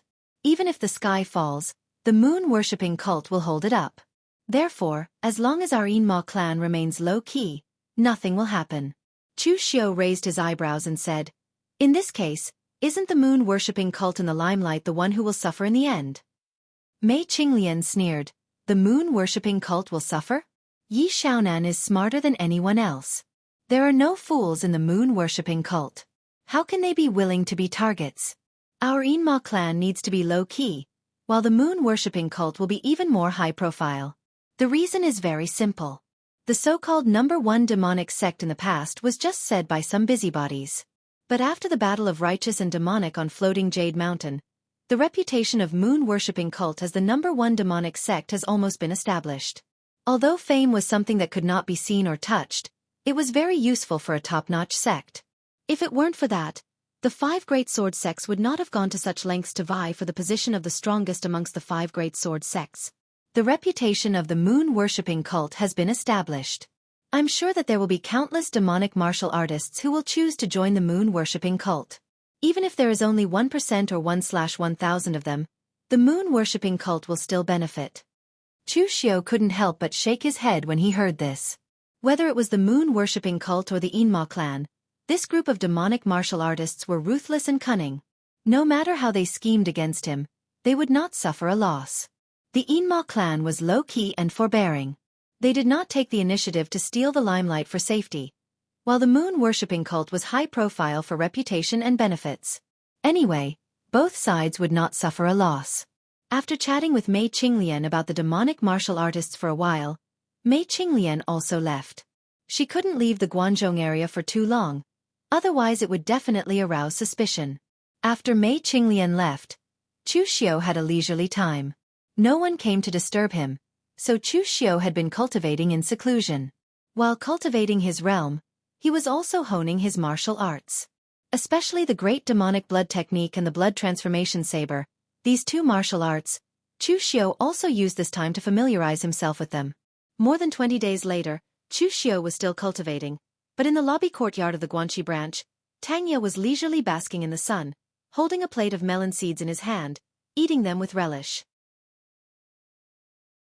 Ghost Hand King stood beside Tangya and couldn't help but shake his head.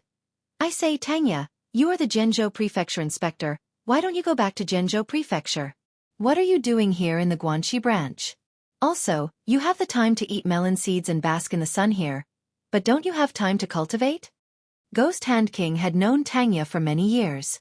Before Heavenly Sin Branch leader took over the current Heavenly Sin Branch, he had already known Tangya, but until now, Ghost Hand King still couldn't understand what Tangya was thinking. Logically speaking, now that they were following Chu Xiu, there was a lot less danger, and their status had also risen. Naturally, they should try their best to cultivate. Yen Bugue was a person who was obsessed with martial arts. In his world, there were only two things: killing people and practicing swordsmanship. Even if no one urged him, he would always be like this. As for people like Fire Slave and Wolf King, they also worked hard to do their own things, for fear that they could not catch up with official Chu's footsteps and be abandoned. Ghost Hand King knew that he was old and probably couldn't fight and kill anymore, but he still tried his best to help Chu Xiu deal with the Guanxi region, just to prove his value. Among them, only Tangya was the most special. He seemed to not care about anything, but his ability and strength were the best among them. As long as it was a task that Chu Xiu gave him, there was no task that he couldn't do.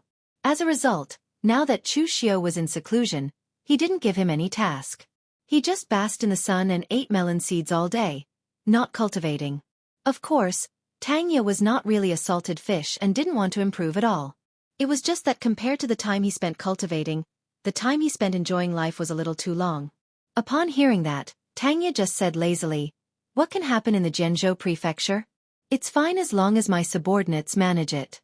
There are few people there. How can it be compared to the branch with so many people and so many fun places? Moreover, Sir is in seclusion during this period. It's equivalent to me guarding the door for Sir. Moreover, life is only a few hundred years. Even if you cultivate to the Martial Dao Grandmaster realm and have a lifespan of 300 years, so what? Wouldn't it be a pity to waste most of your time on boring cultivation?" Ghost Hand King shook his head and said, "If all the martial artists in the world had the same mentality as you, then the underworld would be peaceful." After reprimanding Tangya for a while, the Ghost Hand King didn't bother with him anymore because he knew that even with Tangya's attitude of slacking off in his cultivation, he was still stronger than Fire Slave and Wolf King. Even his realm was higher than them. It couldn't be helped. Talent and comprehension were just that capricious. At this moment, there was a sudden commotion outside the Punishment Hall branch. Tangya and Ghost Hand King got up and looked. It turned out to be a young martial artist with inborn realm strength who wanted to barge in. He shouted, "I want to see Official Chu. Let me see Official Chu." The young man had a Northern Yen accent, which made Tangya and Ghost Hand King feel a sense of familiarity. In fact, neither of them were Northern Yen people. It was just that after staying in Northern Yen for so long, the two of them coincidentally picked up the Northern Yen accent. The martial artists in charge of guarding the Guanxi branch were also inborn realm strength. One of them frowned and said, "This is the Guanxi Punishment Hall branch. Who are you? Why do you want to see Official Chu? Tell me, I'll go report it." But the young man seemed to be in a hurry. He was sweating profusely and said excitedly, "It's too late. I'm going to see Official Chu now." The martial artist guarding the door sneered, "What a joke. If I have to disturb Sir just because a cat or dog wants to see him, then what's the point of Sir keeping us? You better behave yourself." How dare you cause trouble in the Guanxi branch? Are you tired of living? Nowadays, the Jianghu arresters from the Guanxi branch were very unyielding. They were almost the only ones in Guanxi, other than the people from the main hall, who dared to not give them face. Those sects and aristocratic families who were more arrogant in the past had to be polite when they saw them. When the young martial artist saw that these people were not letting him pass, he couldn't help but shout angrily and directly attacked the 4 guards. The 4 people in charge of guarding the door were all veterans of the Guanzhong Disciplinary Hall. Although they were not too strong, they were not too weak either. However, they were still easily defeated by the young man despite fighting 1 against 4. They ran into the hall and bumped into the Ghost Hand King and Tang Ye. Ghost Hand King snorted coldly and said, "How dare you be so presumptuous in the Guanxi Punishment Hall branch? Tang Ye, take him down." It was unknown if the young martial artist didn't see through Tang Ye's strength and wanted to fight him. In the end, Tang Ye just lightly tapped a few times and a few invisible finger energies had already blasted into the young martial artist's body, directly sealing his meridians and causing the young martial artist to fall to the ground. Tang Ye picked him up with interest and said with a smile, "Which sect are you from? Do you know where this place is? You're lucky to have met me today. If it were someone else, like Yen Bugui, you'd be a meat paste by now. Do you believe me?" The martial artist struggled agitatedly and said, "I didn't mean to offend Official Chu, I really have an urgent matter. If you don't believe me, take out the thing in my pocket and give it to Official Chu. He will definitely see me." Seeing the other party speaking so confidently, Tang Ye was also a little curious. He rummaged around in his pocket and took out a 9-dragon coin. However, it was missing a corner and there was a small mark on it, as if it was carved with a sharp object. It looked like a halberd.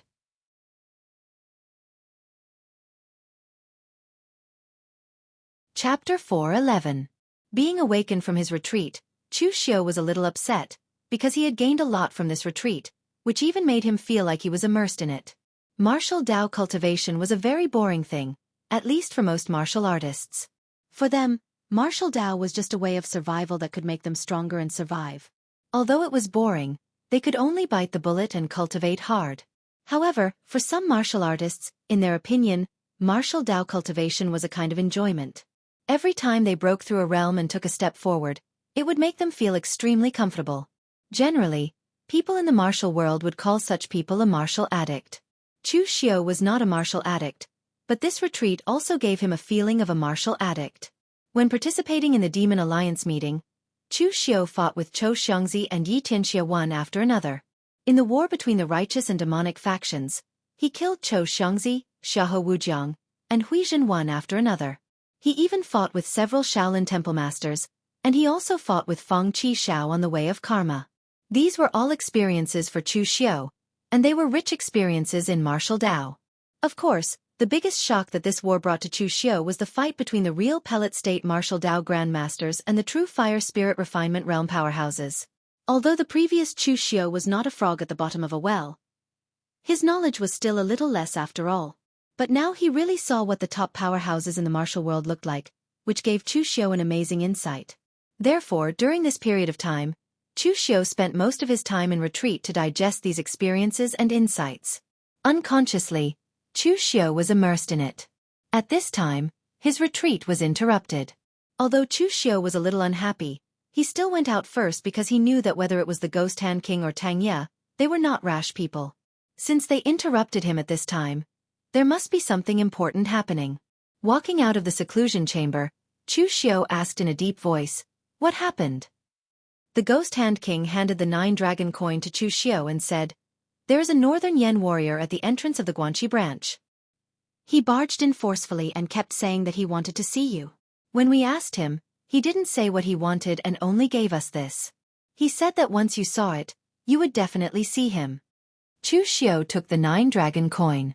This was the symbol of his 9-branch hole, and there was a halberd drawn on it. Its aura was exactly the same as the one left behind by Lu Fengxian. This 9-dragon coin definitely represented Lu Fengxian. After receiving the 9-dragon coins, Chu Xiu's first thought was that something had happened to Lu Fengxian. So Chu Xiu said to the Ghost Hand King, "Call that person to see me now." A strange expression appeared on the Ghost Hand King's face. It seems that this person really wasn't lying. But who is this person? Could it be Official Chu's old friend from the Northern Yen? When the martial artist was brought to the hall, although he was very anxious, he still looked at the Ghost Hand King and Tang Ya. The Ghost Hand King and Tang Ya were the kind of people who knew what was going on. As soon as they saw the look on their faces, they immediately knew what was going on. Without waiting for Chu Xiu's order, they directly walked out of the door and closed it on the way. The young martial artist directly knelt in front of Chu Xiu and shouted, "Official Chu, please save Brother Lu." Chu Xiu raised his hand and a stream of true qi helped the young martial artist up. He frowned and said, "Since Brother Lu gave you the 9 dragon coins, you must be someone he trusts very much. You should also know the relationship between me and Brother Lu. Now, tell me slowly, what happened to Brother Lu?" Under Chu Xiu's calm attitude, the martial artist also calmed down and told the whole story to Chu Xiu. This young martial artist was called Chen Shang. He was a rogue martial artist from the Northern Yen West. He was young but not weak. He could be considered as one of the local young elites. Lu Fengxian was also from the Western Yen West. After saying goodbye in the Tower of Babel, Lu Fengxian went to the Western Yen West to visit her friends and relatives. She accidentally met this Chen Shang. Although Chen Shang was a bit impulsive, he was young and hot-blooded. He was willing to help others, which was to Lu Fengxian's liking. The two became friends. Moreover, LV Fengxian's personal charm was also present here. Chen Shang had only known LV Fengxian for a few days, but he had already completely regarded LV Fengxian as the kind of big brother who could rely on him for life and death. He admired LV Fengxian very much, and LV Fengxian did not hide anything from Chen Shang on martial arts, and gave him a lot of pointers. If there were no accidents, Lu Fengxian planned to stay in the Northern Yen West for a while before leaving. But now, something unexpected happened.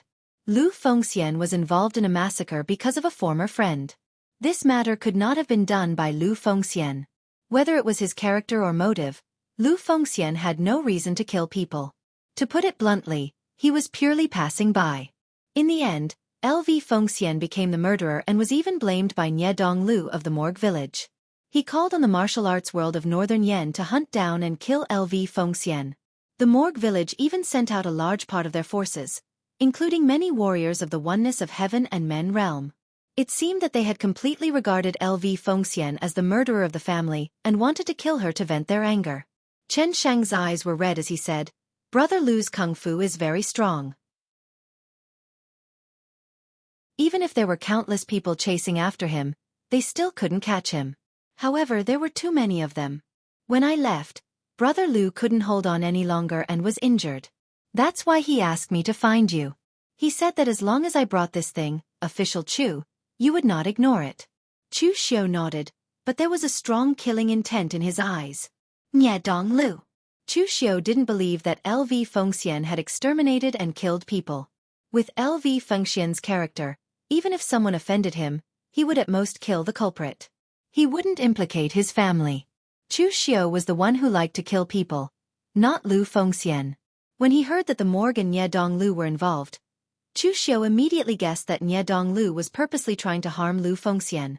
The Morgue was not the Guanzhong torture room of the Northern Yen, where they would interfere if someone died. There had been countless incidents of families being destroyed in the pugilistic world. Why would the Morgue care? Now that the Morgue village had interfered in this matter, it was obvious that they were here for LV Fengxian. Nie Donglu had never been a generous person. In Chu Xiu's opinion, Lu Fengxian was implicated because of him. Not long ago in the arena, Chu Xiu had crushed Nie Donglu, making him suffer a complete defeat. After that, the World Sword Sect Conference became a war between the righteous and demonic sects on floating Jade Mountain. It was a mess everywhere. Nie Donglu could only swallow his anger for the time being. However, when he returned to the Northern Yen, he met Lu Fengxian. He naturally knew the relationship between Lu Fengxian and Chu Xiu, so he took the opportunity to harm Lu Fengxian. Chu Xiu's eyes revealed a trace of darkness. He did not take the initiative to find trouble with Nie Donglu, but now he dared to provoke him. Did he really think that he could not do anything because the Northern Yen was the Morgue's home ground? Seeing that Chu Xiu was silent, Chen Shang could not help but say anxiously, "Official Chu, Brother Lu is still being chased by the Morgue and the warriors recruited by the Morgue. If you do not act, Brother Lu will be in danger." Chu Xiu waved his hand and said, Lu Fengxian is my friend. Now that he is in trouble, I naturally will not ignore it. However, at my level, a slight move in one part will affect the whole situation. Some things still need to be arranged. Moreover, the other party is backed by Nie Renlong. This time, we may even have to face such a martial Dao grandmaster, so we can only be careful and cautious. I have to find a way to restrain the morgue first before I can act. Perhaps Chu Xiu's calmness infected Chen Shang. Chen Shang, who had been anxious, finally calmed down. After making some arrangements in the Guanxi area, Chu Xiu also took some people with him. This time, when going to the northern Yen to rescue people, Chu Xiu was likely to face the morgue, so he took the elites from the Blue Dragon Society with him, leaving Du Guangzhong and the others to guard the Guanxi area. Moreover, before going to the northern Yen, Chu Xiu had to report to Guan Siyu. Although the entire Guangzhong torture room had tacitly agreed that Chu Xiu was the face of the Guangzhong torture room, he could walk around freely, but he still had to go through the necessary procedures.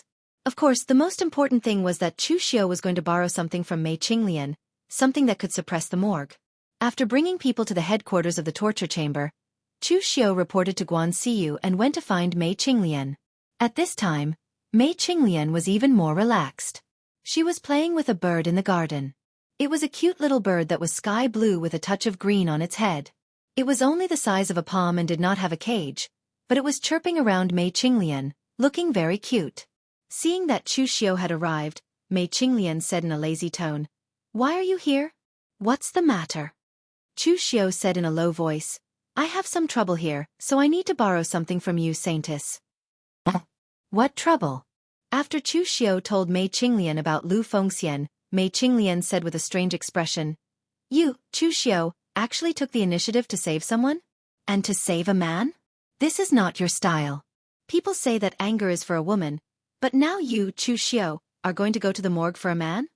Chu Xiu shook his head and said, "I am not alone, of course, I have friends. Moreover, I will not lose out by making friends with Lu Fengxian. I saved him once today, and he will return the favor 10 times or 100 times in the future. He is not a person who will disappoint his friends." Mei Qinglian didn't understand at the moment, but she would understand in the future. Making friends with LV Fengxian was definitely the best deal in the world of martial arts.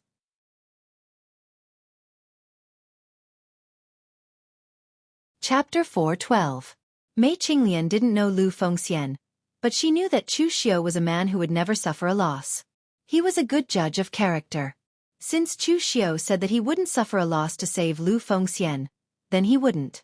Moreover, Mei Qinglian was also very curious about what kind of person Chu Xiu would hold in such high esteem. After all, Chu Xiu didn't look so arrogant, but Mei Qinglian knew that he didn't care about young experts like Zhang Qingzhen or Zhong Xian.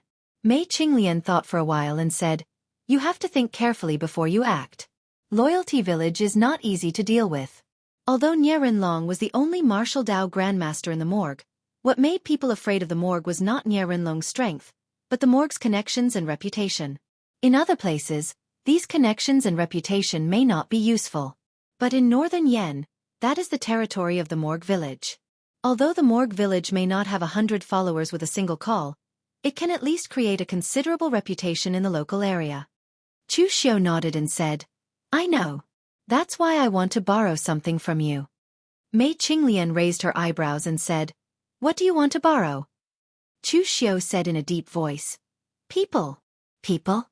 Chu Xiu nodded and said, "It's people. Among the Yinma clan, there must be quite a few grandmaster-level experts hiding on the surface.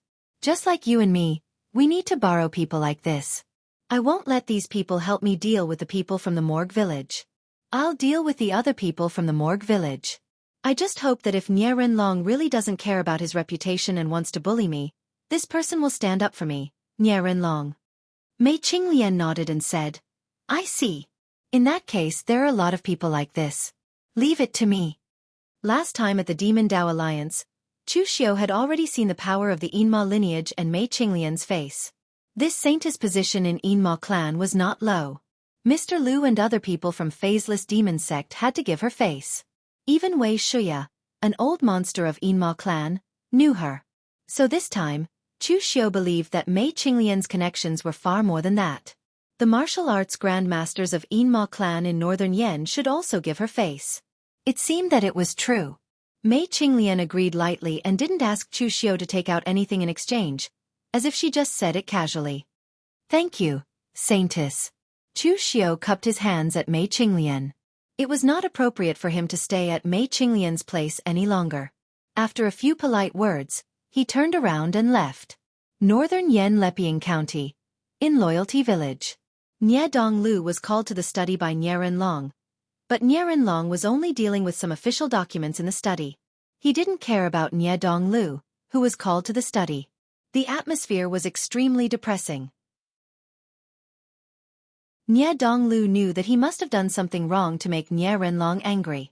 However, Nie Donglu had always lived up to his expectations.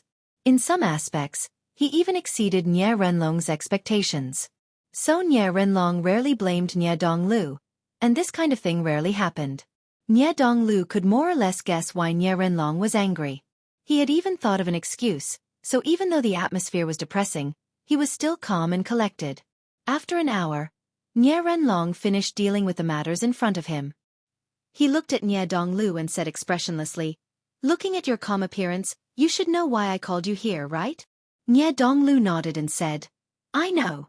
It must be because I mobilized the experts in Loyalty Village and instigated the Northern Yen pugilistic world to hunt down Lu Fengxian." Nie Renlong snorted coldly and said, "Since you know, why did you do it? I know you're angry about losing to Chu Xiao in the World Sword Sect Conference, but you shouldn't vent your anger like this. It's not a big deal that you lost to Chu Xiao now. There's still a long way to go. I've taught you countless times that you have to look far ahead. Don't care about temporary gains and losses. The one who can walk to the end is the winner. But what about you? Just because Lu Fengxian is a good friend of Chu Xiao, you framed him for participating in the massacre. You even mobilized the strength of Loyalty Village to kill Lu Fengxian. Does this kind of thing benefit our Loyalty Village? Using such a childish method to take revenge will only lower your own realm and waste the strength of Loyalty Village. There's no benefit at all." Nie Renlong didn't oppose Nie Donglio's revenge, but even if he wanted to take revenge, it was best to use a more effective method. He shouldn't be like this, making a small fuss to discuss Chu Xiao and only daring to attack the people around Chu Xiao. Nie Donglu had a serious expression as he said in a deep voice, "Father, do you still not believe me? I won't do this kind of thing that harms others without any benefits. The reason I recklessly chased after Lu Fengxian was not to discuss Chu Xiao, but to eliminate a threat, a large threat. Compared to Chu Xiao, although Lu Fengxian didn't have a good reputation in the Jianghu, he was still a hidden dragon. As long as he had a chance, he would soar into the sky. His strength and potential were not inferior to Chu Xiao's. When he and Chu Xiao were chased out of northern Yen, one went to the Guanzhong torture room and the other went to West Chu. Although Lu Fengxian didn't do as much as Chu Xiao in West Chu, he was appreciated by the World Alliance's Chen Qingdi. Chen Qingdi even personally asked him to join the World Alliance, but Lu Fengxian rejected him. "Father, how could a person that the World Alliance's alliance master Chen Qingdi value so much be someone easy to deal with? That Lu Fengxian and Chu Xiao are close friends. If I want to deal with Chu Xiao in the future, Lu Fengxian will definitely be a great enemy. Me making a move against him now is to eliminate a large threat in the future." Hearing Nie Donglio's words, Nie Renlong's expression slightly changed. He naturally knew about the World Alliance's Chen Qingdi. He also knew what kind of existence Chen Qingdi was. Although the World Alliance was in West Chu and the Mortuary Manor was in Northern Yen, Nie Renlong and Chen Qingdi were very similar. Therefore, Nie Renlong had carefully studied Chen Qingdi. The two of them were very similar, but also very different. If the Mortuary Manor relied on Nie Renlong's connections and slowly developed to where it was now, then the World Alliance relied on Chen Qingdi's iron fists to conquer thousands of miles of land. Compared to the various schemes Nie Renlong used to develop the Mortuary Manor, Chen Qingdi's methods were very simple, to the point that it made one's hair stand on end. If you didn't want to kneel, then you would be beaten to death. It was extremely simple and violent. If he didn't want to kneel, he could just kill him. It was simple and violent to the extreme. With Nie Renlong's personality, of course, he wouldn't approve of such methods. However, he had to admit that Chen Qingdi was superior to him.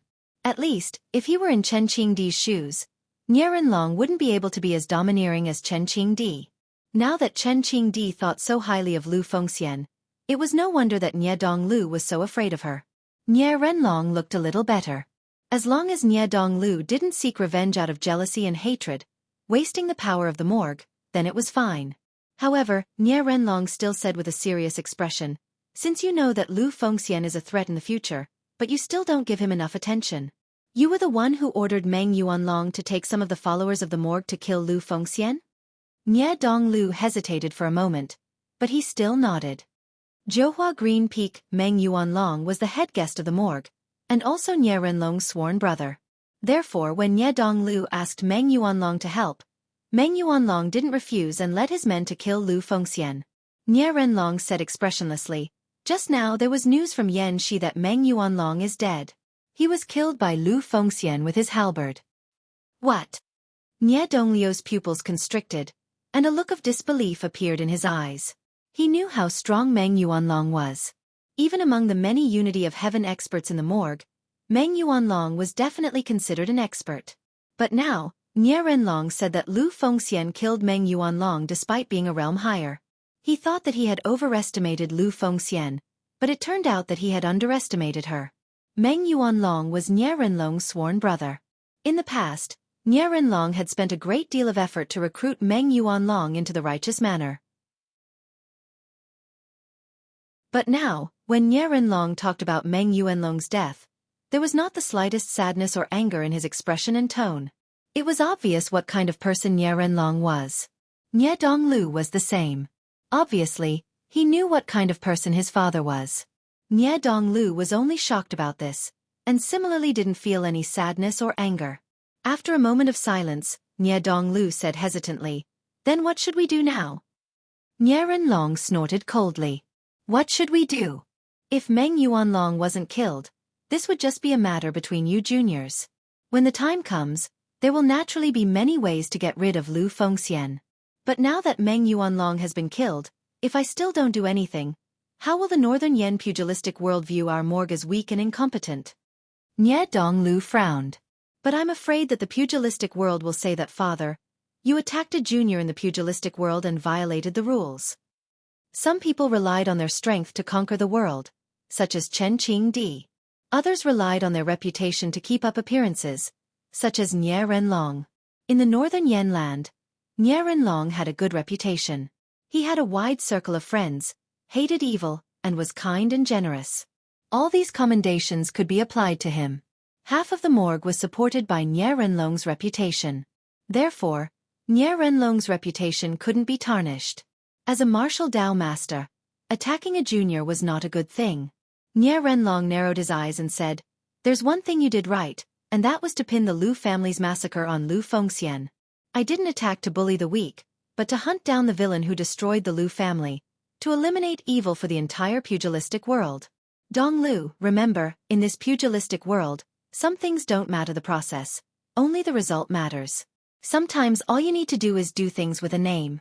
It's that simple. As for whether the name is real or fake, who cares?"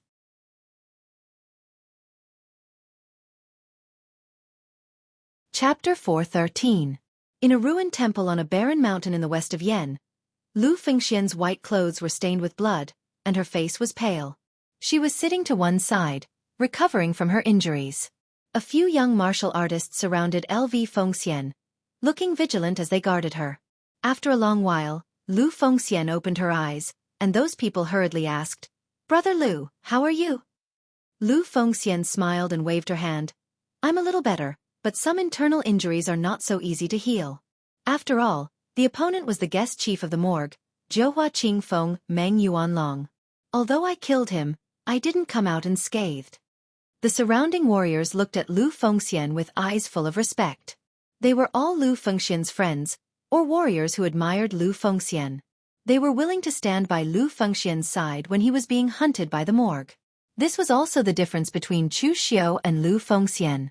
If Chu Xiao was being hunted by the people of the morgue, Chu Xiao would most likely be a lone ranger, fighting against the enemy by himself. But Lu Fengxian's relationship with others was not ordinary. Even knowing that the opponent was the morgue, there were still so many people willing to help him. These people were Lu Fengxian's good friends in the west of Yan. Even though Lu Fengxian had left the northern Yan for several years, as soon as Lu Fengxian returned, these people were still willing to help him at this critical moment. It could be imagined how strong Lu Fengxian's personal charm was. Moreover, these people really admired Lu Fengxian, not only Lu Fengxian's character, but also Lu Fengxian's strength. His opponent was the general guest manager of the Loyalty Manor, the 9 Radiance Azure Peak, Meng Yuanlong, who was renowned in the east of Swallow Mountain, yet in the end, he was killed by LV Fengxian that surpassed a realm. Such strength was already unimaginable to them. One of the warriors said angrily, "I thought the people of the morgue were all chivalrous people. I didn't expect them to do such a dirty thing." Brother Lu didn't know the Lu family at all. It was only because Lu Xinli of the Lu family admired Brother Lu's character that he invited Brother Lu to a banquet. In the end, 3 days later, the Lu family was exterminated and they said that Brother Lu was the murderer. What was this? It's obvious that they're framing us. The others were also filled with righteous indignation. As Lu Fengxian's friends, they really felt injustice for Lu Fengxian, and at the same time, they were full of disgust for the morgue. Someone said helplessly, "The morgue has such a good reputation in the northern Yan land, the people of Zhonghu will definitely believe what they say, not us. Now that Big Brother Liu has killed Meng Yuanlong of the morgue, I believe that the morgue will send more people to kill Big Brother Liu. What should we do now?" Even in such a difficult situation, Lu Fengxian smiled and waved her hand. "Don't worry, there is always a way. I have asked Chen Shang to help me go to the Guanzhong torture room to find Chu Xiu for help." The martial artist who had spoken before hesitantly said, "Chu Xiu? But I heard that Chu Xiu's reputation in Zhonghu is not good, and he is only the Guanxi penal officer of the Guanzhong torture room, and his strength is not even at the oneness of heaven and man. How can he resist the morgue?" LV Fengxian smiled faintly and said, "Brother Chu and I have been through life and death together. In the past, we were also chased by the morgue village. At that time we were just small characters with no reputation. Even then we survived, not to mention now. Brother Chu once said that I have always been wrong in judging people, but I believe that I have not misjudged Brother Chu's character. He will come." Hearing LV Fengxian's words, the surrounding cultivators could only nod their heads. However, their crisis had yet to be resolved. The morgue village was one of the 6 gangs of the human kingdom. Not only did they have a large number of members, they also had countless connections in the land of northern Yan. It could be said that other than the morgue village, there were also countless martial arts sects that depended on or were bewitched by the morgue village. At this moment, one of the warriors suddenly said, "Brother Lu, why don't we go to the Green Peak Villa for the time being? According to seniority, the master of the Green Peak Villa, Lu Qingfeng, is my martial uncle. We can hide there and wait for Brother Lu to recover before leaving." Someone hesitated. "Sun Zhongchao, it is not that we doubt you, but the morgue has too many connections in the northern Yan. Is your martial uncle reliable? What if he is also related to the morgue?" The warrior called Sun Zhongchao heard this and said coldly, "What are you talking about? Could his morgue manor cover the sky with one hand in northern Yan? My master and my martial uncle Lu Qingfeng used to study martial arts under the Qishan 7 Masters Feng Yuan. But my master preferred a peaceful life and didn't go to the Zhonghu. He only opened a martial arts school in the state capital to make a living. My martial uncle is ambitious and went to the Zhonghu after he finished his martial arts. Later, he became the disciple of several masters, but he didn't forget Grandmaster's teachings. Every year, he would come to Grandmaster's birthday. My master's strength is far inferior to my martial uncle's, but my martial uncle is still very polite to my master. By the way, my uncle master had once gone to the godly martial school of the south of Yen to learn martial arts. He could be considered as an in-name disciple of the godly martial school. In the north of Yen, others might be afraid of the memorial village, but the godly martial school is definitely not afraid. Hearing Sun Zhongchao's words, everyone looked at Lu Fengxian. As long as Lu Fengxian agreed, they would go. After all, they all regarded Lu Fengxian as their leader. Lu Fengxian nodded without thinking and said, "Since Brother Sun said so, then let's go to Qingfeng Villa." This was Lu Fengxian's character. Although she was gullible, she gave people a very sincere feeling. This also touched Sun Zhongchao, who made the suggestion. If it was Chu Xiu, He would certainly be suspicious and then beat around the bush. He would only agree when he felt that there was no problem. Therefore, under Sun Zhongchao's lead, the group went to Qingfeng Villa. Qingfeng Villa was near the Pingyang prefecture of western Yan. It was next to a small mountain with verdant hills and clear waters. The master of the villa, Lu Qingfeng, was considered the #1 figure in the vicinity of the River Sun prefecture.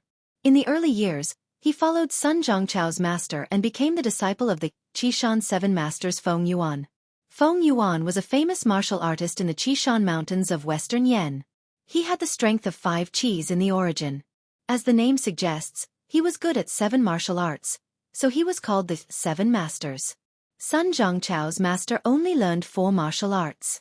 His talent was limited, so he could only run a martial arts school to make a living. Lu Qingfeng, on the other hand, learned all 7 martial arts in 3 years. Then, he began to roam the Jianghu and learned many martial arts. A few years ago, Lu Qingfeng had reached the origin of 5 qis, and his strength had even surpassed his master. Lu Qingfeng might be a little old, so he didn't wander in Jianghu anymore. Instead, he built Qingfeng Villa with his family. Because of his strength and connections in Jianghu, Qingfeng Villa developed quite well. As Lu Qingfeng's martial nephew, Sun Zhongchao had come to the Qingfeng Villa more than once or twice. The guards at the door all knew Sun Zhongchao, so they didn't need to inform Lu Qingfeng before letting Sun Zhongchao and the others in. After a while, Lu Qingfeng walked into the living room. He had a square face, wore a black brocade robe, and kept 3 long strands of beard. He looked extraordinary.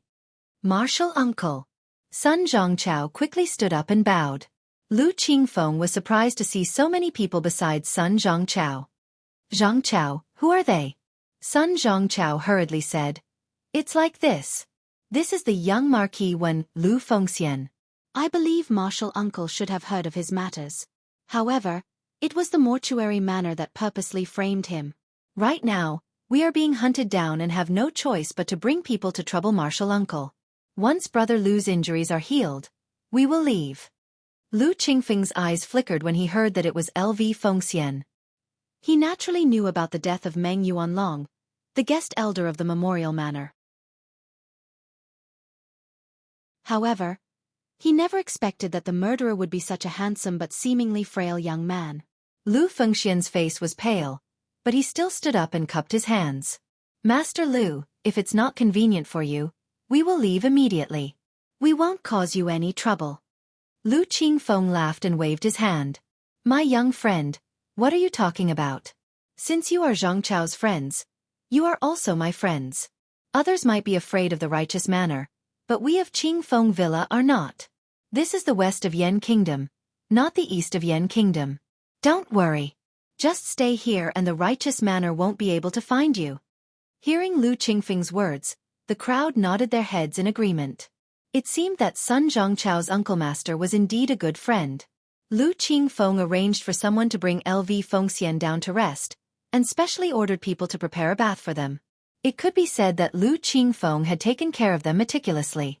LV Fengxian and the others were impressed by Lu Qingfeng's generosity. Sun Zhongchao's uncle master was indeed reliable. In the evening, Lu Qingfeng invited everyone to dinner. In fact, after being hunted for so long, they were reluctant to eat now. They just wanted to rest. But since Lu Qingfeng had specially invited them, they had to give him face. After all, Lu Qingfeng was really good to them. In the center of the hall, plates of delicacies were served. Lu Qingfeng asked someone to pour everyone a glass of wine. "Zhongchao is my martial nephew. His master rarely steps into the Jianghu. It's all thanks to all of you that he has been away all these years. And it's an honor for I to meet you this time. Although the righteous manor has a good reputation, in I's eyes, it's hypocritical. Meng Yuanlong even bullied the weak because of his identity as a member of the righteous manor. Now that he's been killed by you, I'm so happy. Come, let this old man toast everyone here. I hope that little friend Lu and everyone here will give this old man face." Lu Qingfeng took the initiative to raise his wine glass. LV Fengxian and the others also raised their glasses subconsciously. However, at this moment, someone suddenly stood up and shouted, "Wait! There's poison in the wine."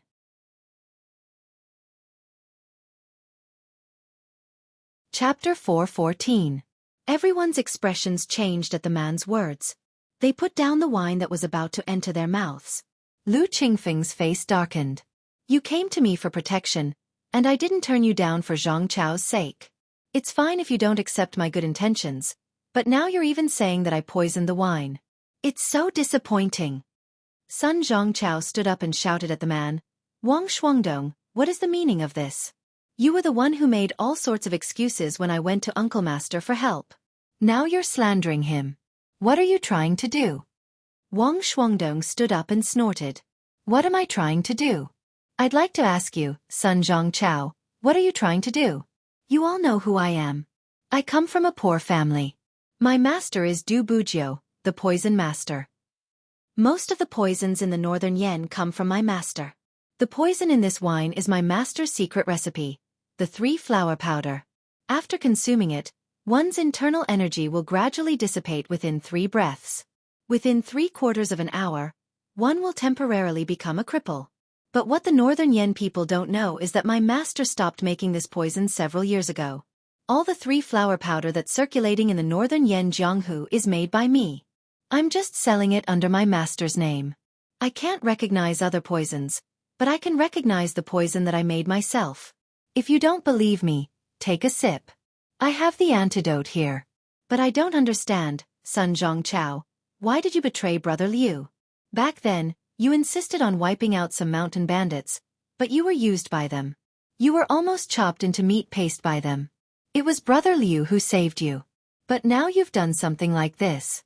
Can you face your own conscience? I, Wang Shuangdong, kill people and practice poison. My master and I are not good people, but at least I know what loyalty is. Even if I can't help Brother Liu, I wouldn't deliberately frame him. Sun Zhangchao's face turned pale. He shouted with grief and indignation. I didn't. Why would I betray Brother Liu? Then, Sun Zhangchao turned to Lu Qingfeng and asked in disbelief, Martial uncle, is the wine really poisoned? Lu Qingfeng's expression became extremely calm. He put down the cup and said, You've been discovered?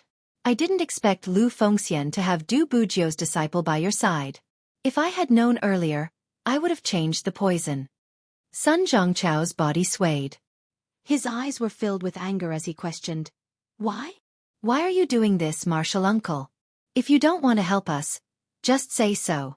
Why do you want to harm us? You are my martial uncle. Lu Qingfeng sneered, Martial uncle? I don't want to be the martial uncle of a trash like you. Sun Zhangchao stared at Lu Qingfeng in disbelief.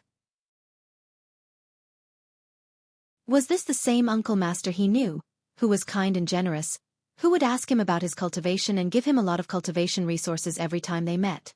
Lu Qingfeng continued with a sneer. Do you think I'm willing to celebrate that old bastard's birthday every year and give gifts to that useless master of yours? It's all because that old bastard, Feng Yuan, hid something from me. He should have 8 of the Qishan 7 ultimate. The real 8th ultimate is his trump card, but he didn't teach it to me. He even said that my mind was unstable and I couldn't master his 8th ultimate, so he wanted to give it to that useless master of yours before he died. I've already reached the 5 cheese collecting in origin state, and I'm stronger than that old bastard at his peak. What kind of martial arts can't I master? How could a master who's only at the physical invulnerability state be able to master it? That old fart was just biased. I was planning to pretend to be courteous and wait for that old bastard to die before I get the martial arts from your useless master. I didn't expect you to give me such a big gift so soon. You probably don't know that after you dared to kill Meng Yuanlong, the Morgue village has issued a warrant for your arrest. Even the entire Morgue village has been mobilized to hunt you down. Even Nie Renlong has left the Morgue village.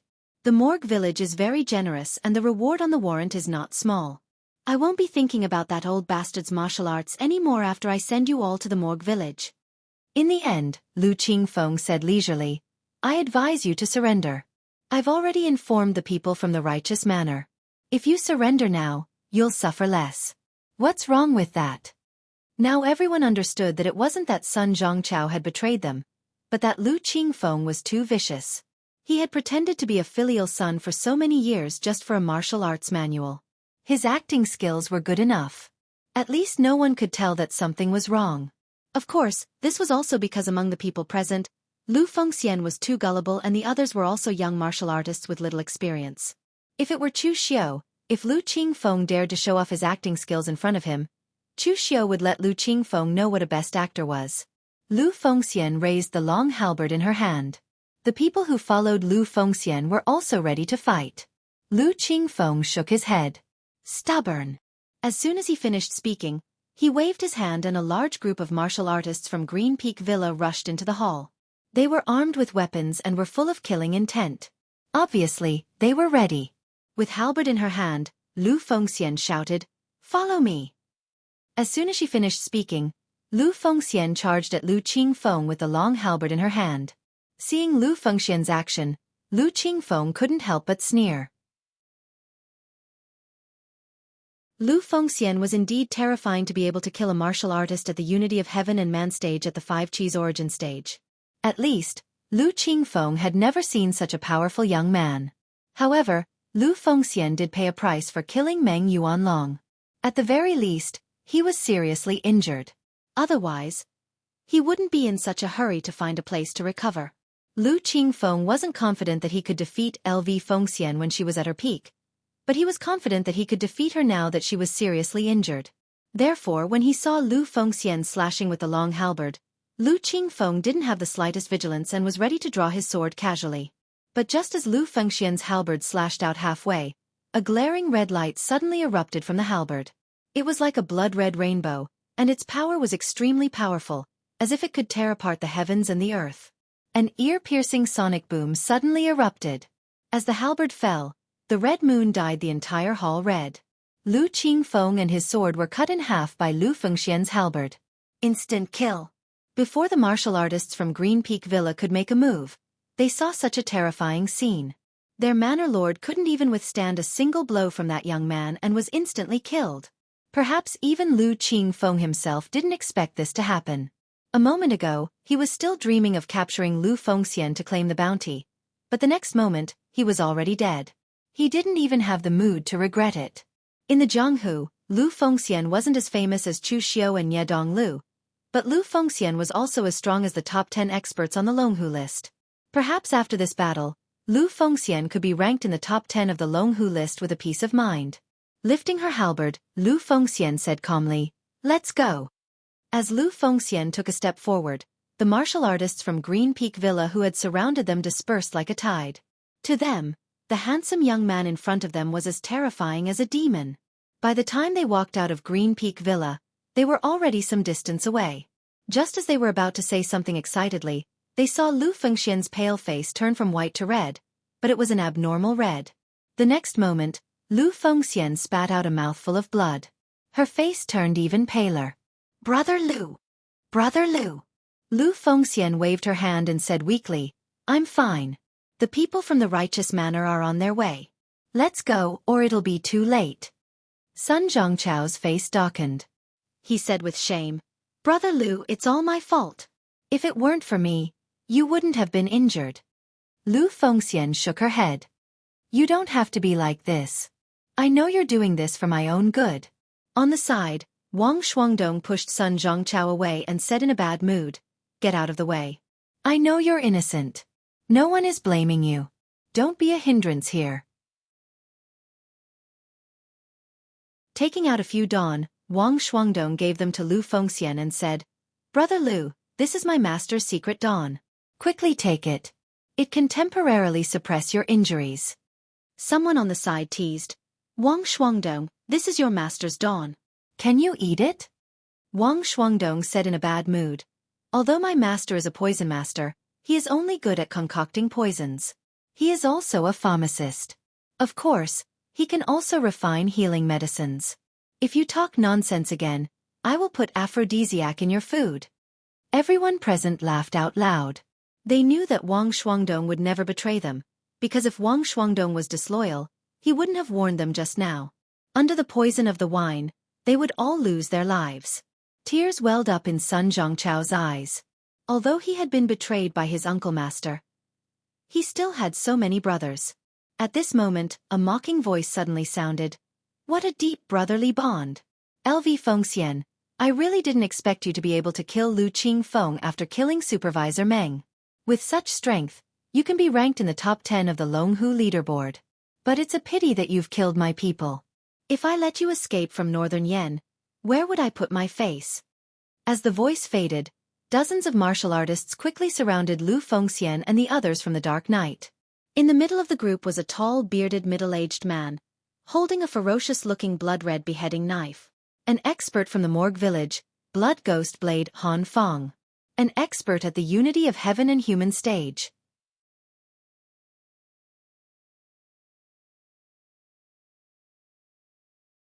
Chapter 4:15. Blood Ghost Blade Han Fong wasn't as strong as Meng Yuanlong. Meng Yuanlong was the guest chamberlain and Nie Renlong's sworn brother. Whether it was power or strength, he was stronger than Han Fong. If Lu Fengxian could kill Meng Yuanlong, she could also kill Han Fong. Unfortunately, Lu Fengxian was already seriously injured. Han Fong, who was at the Unity of Heaven and Man realm, was a more terrifying threat to Lu Fengxian than Meng Yuanlong at his peak. In the night, the blood-colored beheading blade in Han Fong's hand shone with a demonic red light. The corners of his mouth also revealed a hint of a sinister smile. In fact, Han Fong should be thanking LV Fengxian. Meng Yuanlong had always suppressed him in the guest chamberlain, so he never had the chance to stand out. In terms of relationship, Meng Yuanlong was the Villa Master's sworn brother. In terms of strength, he had sparred with Meng Yuanlong countless times, but he had never won even once. Therefore, as long as Meng Yuanlong was alive, it would never be his turn to be the guest chamberlain. But now that Meng Yuanlong was dead, it was his turn to take the position. Therefore, in a way, he had to thank Lu Fengxian. But gratitude was just gratitude. He still had to kill Lu Fengxian. After killing Lu Fengxian, he would bring the credit back to the guest chamberlain to receive the reward.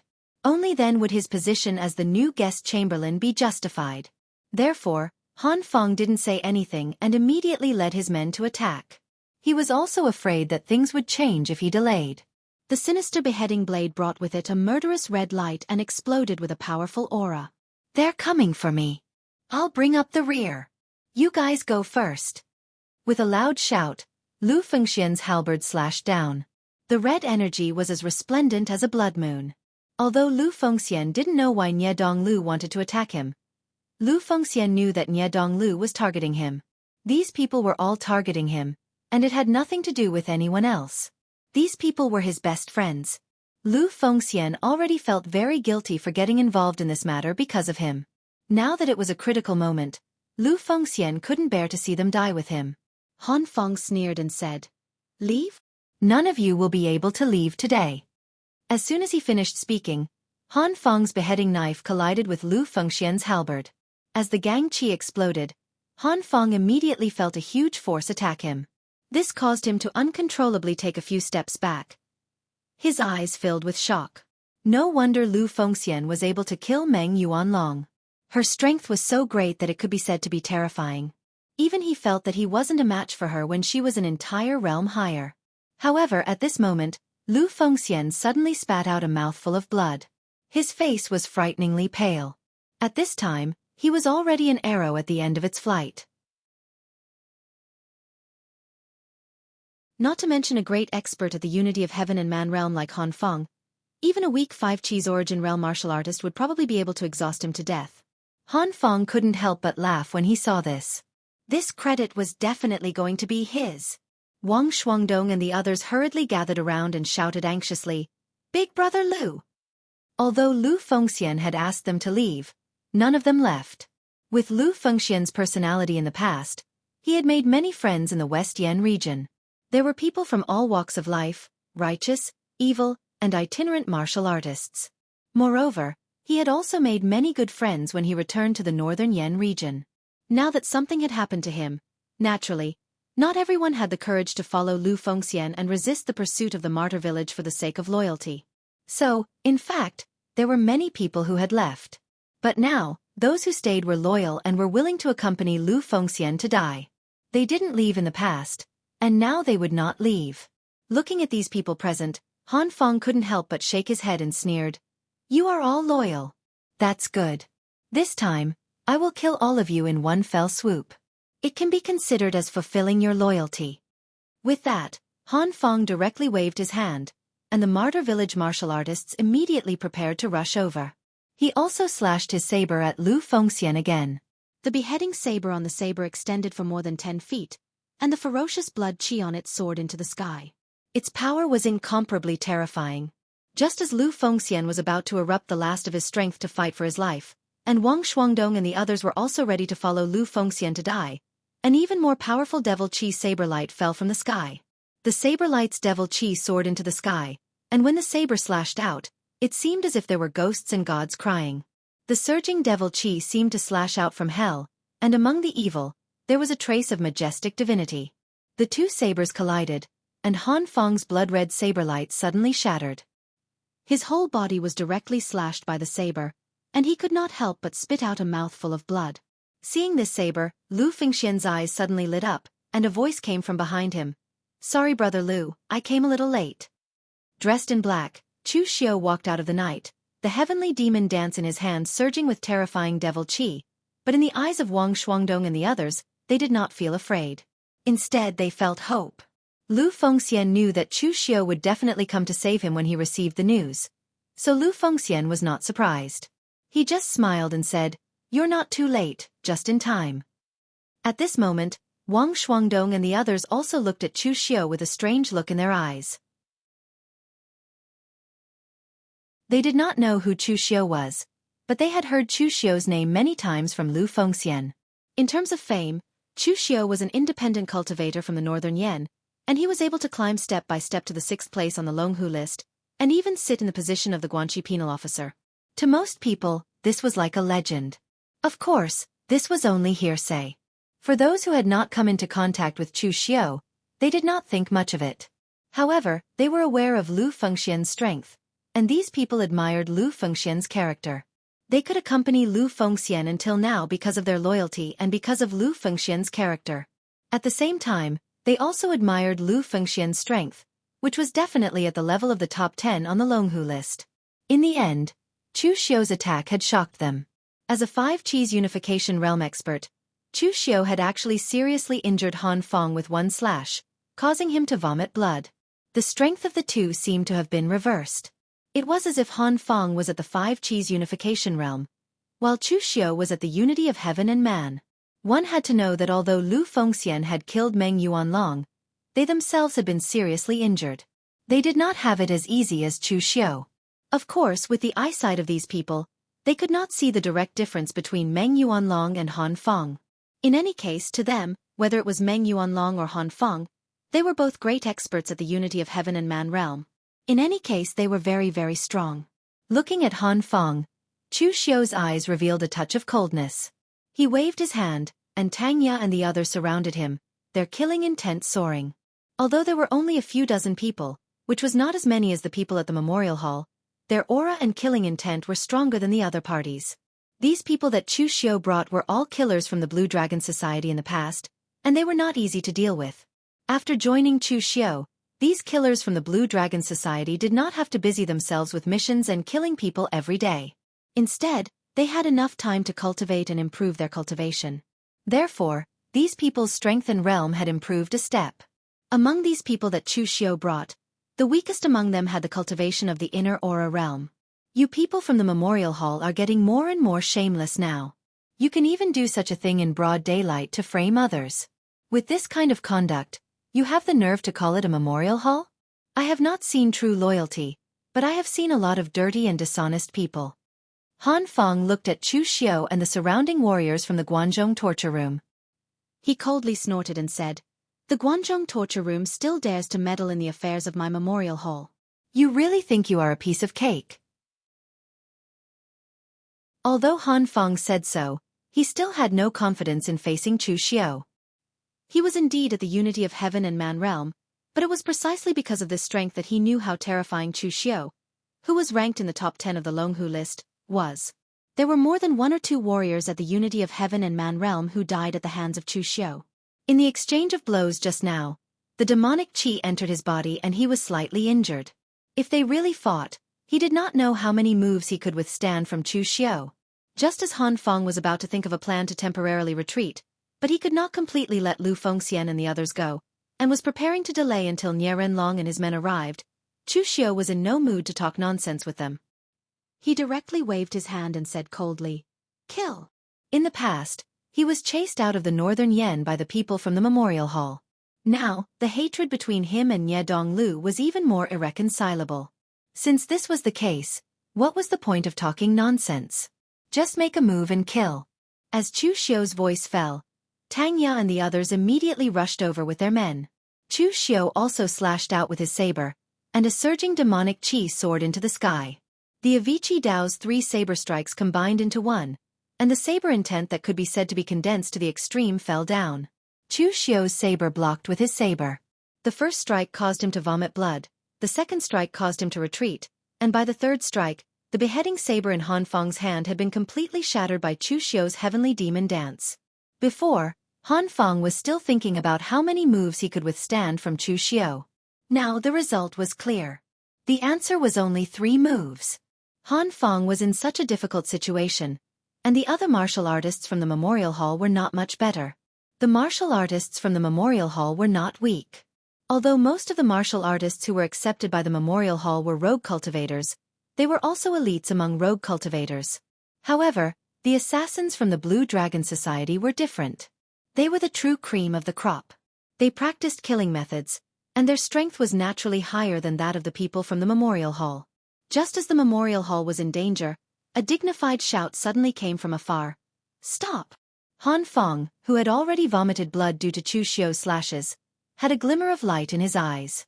Chu Xiu's eyes narrowed. Not only did he not stop, but he also formed a seal with one hand, and the surging demonic qi surged towards Han Feng, stimulating his internal injuries.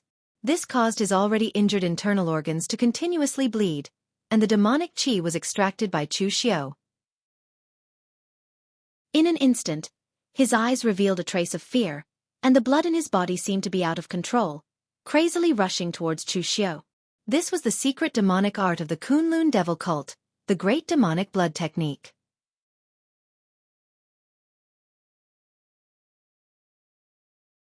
Chapter 4:16. With the power of the Kunlun devil cult in the past, none of the secret techniques of the Kunlun devil cult's direct descendants were weak. The great demonic blood technique had even been sealed by the people of the Sword Hut, so one could imagine its true power. Using powerful demonic qi to stimulate the blood in the opponent's body was an extremely evil method. If the opponent was injured, then the great demonic blood technique's power would multiply and worsen the injury. No wonder Han Tingyi of the Sword Hut didn't want to give it to Chu Xiu. Even in the demonic path, the evil of this demonic technique was enough to rank among the top. At this time, the voice in the distance saw that Chu Xiu still hadn't stopped. He couldn't help but roar angrily again. A powerful gust of stellar energy attacked, and in an instant, the wind howled and rang through the sky. But at this time, the qi that Chu Xiu had absorbed with the great demonic blood technique was not absorbed by Chu Xiu's body.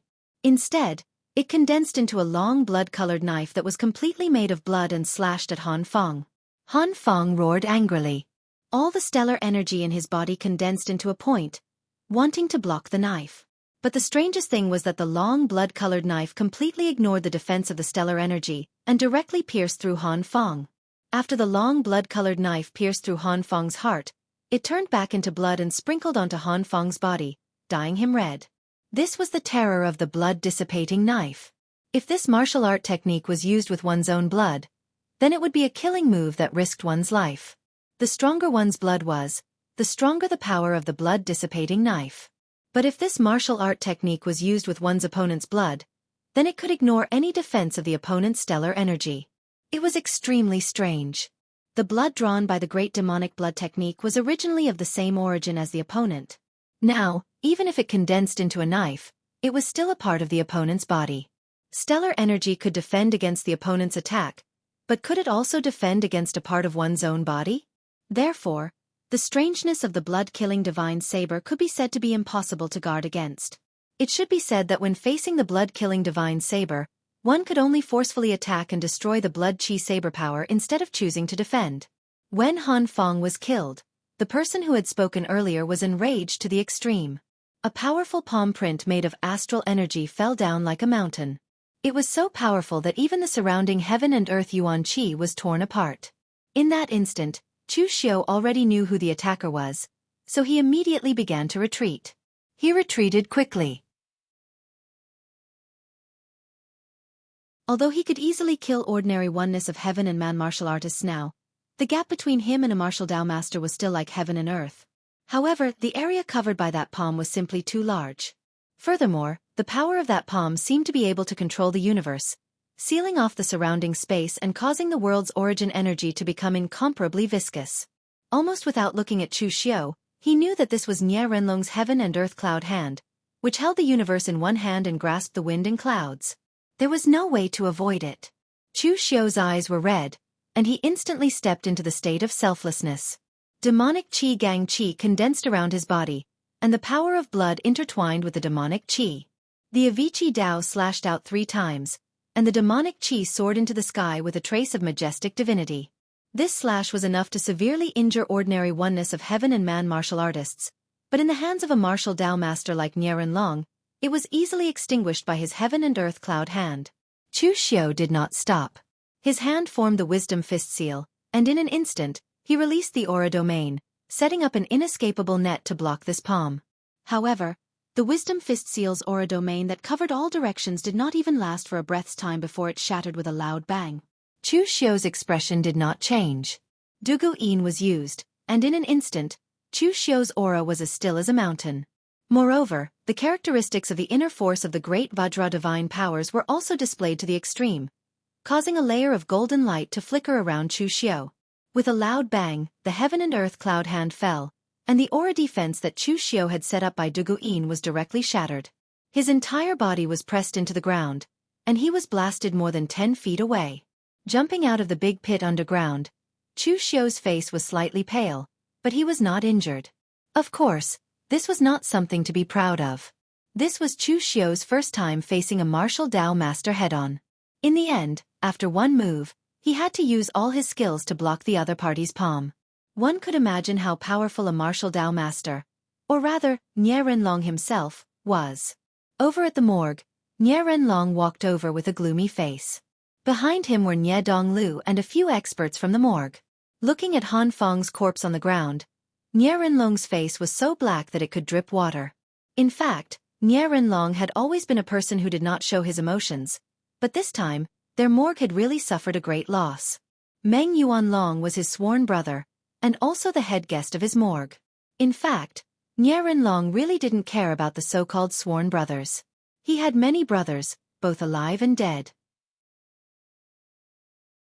Nie Renlong only cared about the brothers that could bring him benefits, not the brothers that blocked his path. Meng Yuanlong was undoubtedly the latter. Meng Yuanlong was not weak in the first place, and more importantly, Meng Yuanlong was the head guest of the morgue. He had managed all the followers and guests of the morgue well for so many years. Now that Meng Yuanlong was dead, who could replace him in a short time? Moreover, Han Feng was also a well-known expert in their morgue, but this time, he died here. Losing 2 great experts at the unity of heaven and man realm in a row was already a serious blow to the morgue. Nie Renlong looked at Chu Xiu and looked him up and down. After a while he spat out a sentence. Chu Xiu, how dare you? Nie Renlong knew his son's strength and temperament very well. This Chu Xiu was able to defeat Nie Donglu time and time again, and even suppress him. Nie Renlong had to admit that this person was indeed a character among the younger generation of the Jianghu. While Nie Renlong was looking at Chu Xiu was also looking at Nie Renlong, the martial arts master, without holding back. In terms of appearance, Nie Renlong had a square and masculine appearance.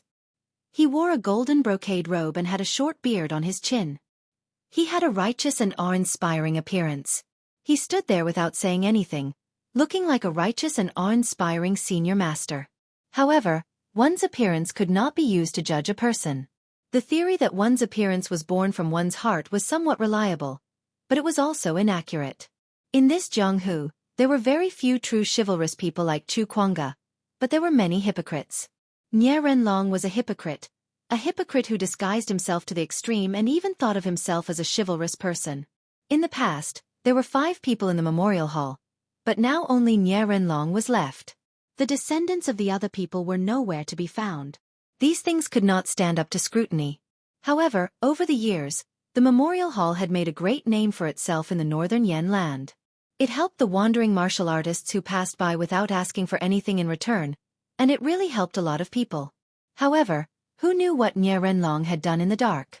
Chu Xiu narrowed his eyes and looked at Nie Renlong, then at Nie Donglu, and said lightly, "It's not that I'm brave, but that some people don't want me to live in peace. Nie Donglu, I gave you a chance to defeat me at the World Sword Sect Conference, but you didn't take it. You still only know how to play tricks in the dark. You can't beat me in a head-on fight, and even more so, you can't beat Brother Lu. A guy who only knows how to play tricks in the dark won't amount to much." Nie Donglu, of course, would not lose his composure because of Chu Xiu's sarcasm. Hearing that, he just smiled and said, "Chu Xiu, my memorial hall put out a warrant to arrest Lu Fengxian this time because of public indignation, and it has nothing to do with personal grievances. This person is insane." The Lu family treated him politely, but in the end, he annihilated the entire Lu family. This kind of thing happened in the northern Yan land. My memorial hall can't just ignore it. Chu Xiu sneered and said, "Brother Lu annihilated the entire Lu family? Ridiculous. Without any evidence, just based on your memorial hall's mouth, you dare to say such things? My Guanzhong torture room is the best at solving such cases. Do you dare to let my Guanzhong torture room intervene in this matter?" Nie Donglu said indifferently, "Don't forget one thing. Your Guanzhong torture room is only in charge of investigating cases, not in charge of trials. When you're needed, you're the constables of the Guanzhong torture room. When you're not needed, you're nothing. Your Guanzhong torture room has no right to intervene in northern Yan matters." Nie Renlong, who was at the side, waved his hand and said indifferently, "That's enough, Dong Lu. Don't talk nonsense with them. Just do it." Chu Xiu narrowed his eyes and said, "Villa Master Nie, you're a martial Dao master, but now you're openly attacking a junior martial artist like me. Isn't this a little too much? Aren't you afraid that people will say that you're bullying the weak? Also, if you dare to touch me, aren't you afraid that Guanzhong torture room will reprimand?" Nie Renlong stood with his hands behind his back and said indifferently, "Bullying the weak? I only captured a madman who dared to kill a disciple of my memorial hall. Who dares to say that I'm bullying the weak? As for Guanzhong torture room, if Chu Kuanga was still here, I would give some face to Master Chu. But Guan Siyu is not worthy of me giving him so much face. If you obediently stay in Guanzhong, naturally no one can touch you. But now you've jumped out of nowhere and killed a disciple of my memorial hall in northern Yan. You're courting death. Today, I'm going to attack you. I'd like to see if Guan Siyu dares to come to my memorial hall and demand an explanation." Nie Renlong was born in the wilderness. He had spent decades to build up the Morgue village. He had relied on both his methods and his strength. If he was facing Shen Baochen, Dugali, and other powerhouses at true fire spirit refinement, Nie Donglu might still care about their reputation and not dare to attack Chu Xiu. But now, he was only facing a Guanzhong torture room. To put it bluntly, Guan Siyu did not have enough face to make Nie Renlong give in. Lu Fengxian stood next to Chu Xiu and said with a somewhat solemn expression, "Brother Chu, I seem to have implicated you." Previously, when Lu Fengxian asked for help from Chu Xiu, he did not expect that it would attract a martial Dao master like Nie Renlong. If he knew that, based on Lu Fengxian's character, he would rather force himself than ask for help from Chu Xiu. You're tuning in to the Xiaofan's Wuxia Tales YouTube channel. Don't forget to subscribe and join us on this journey to catch the most captivating stories.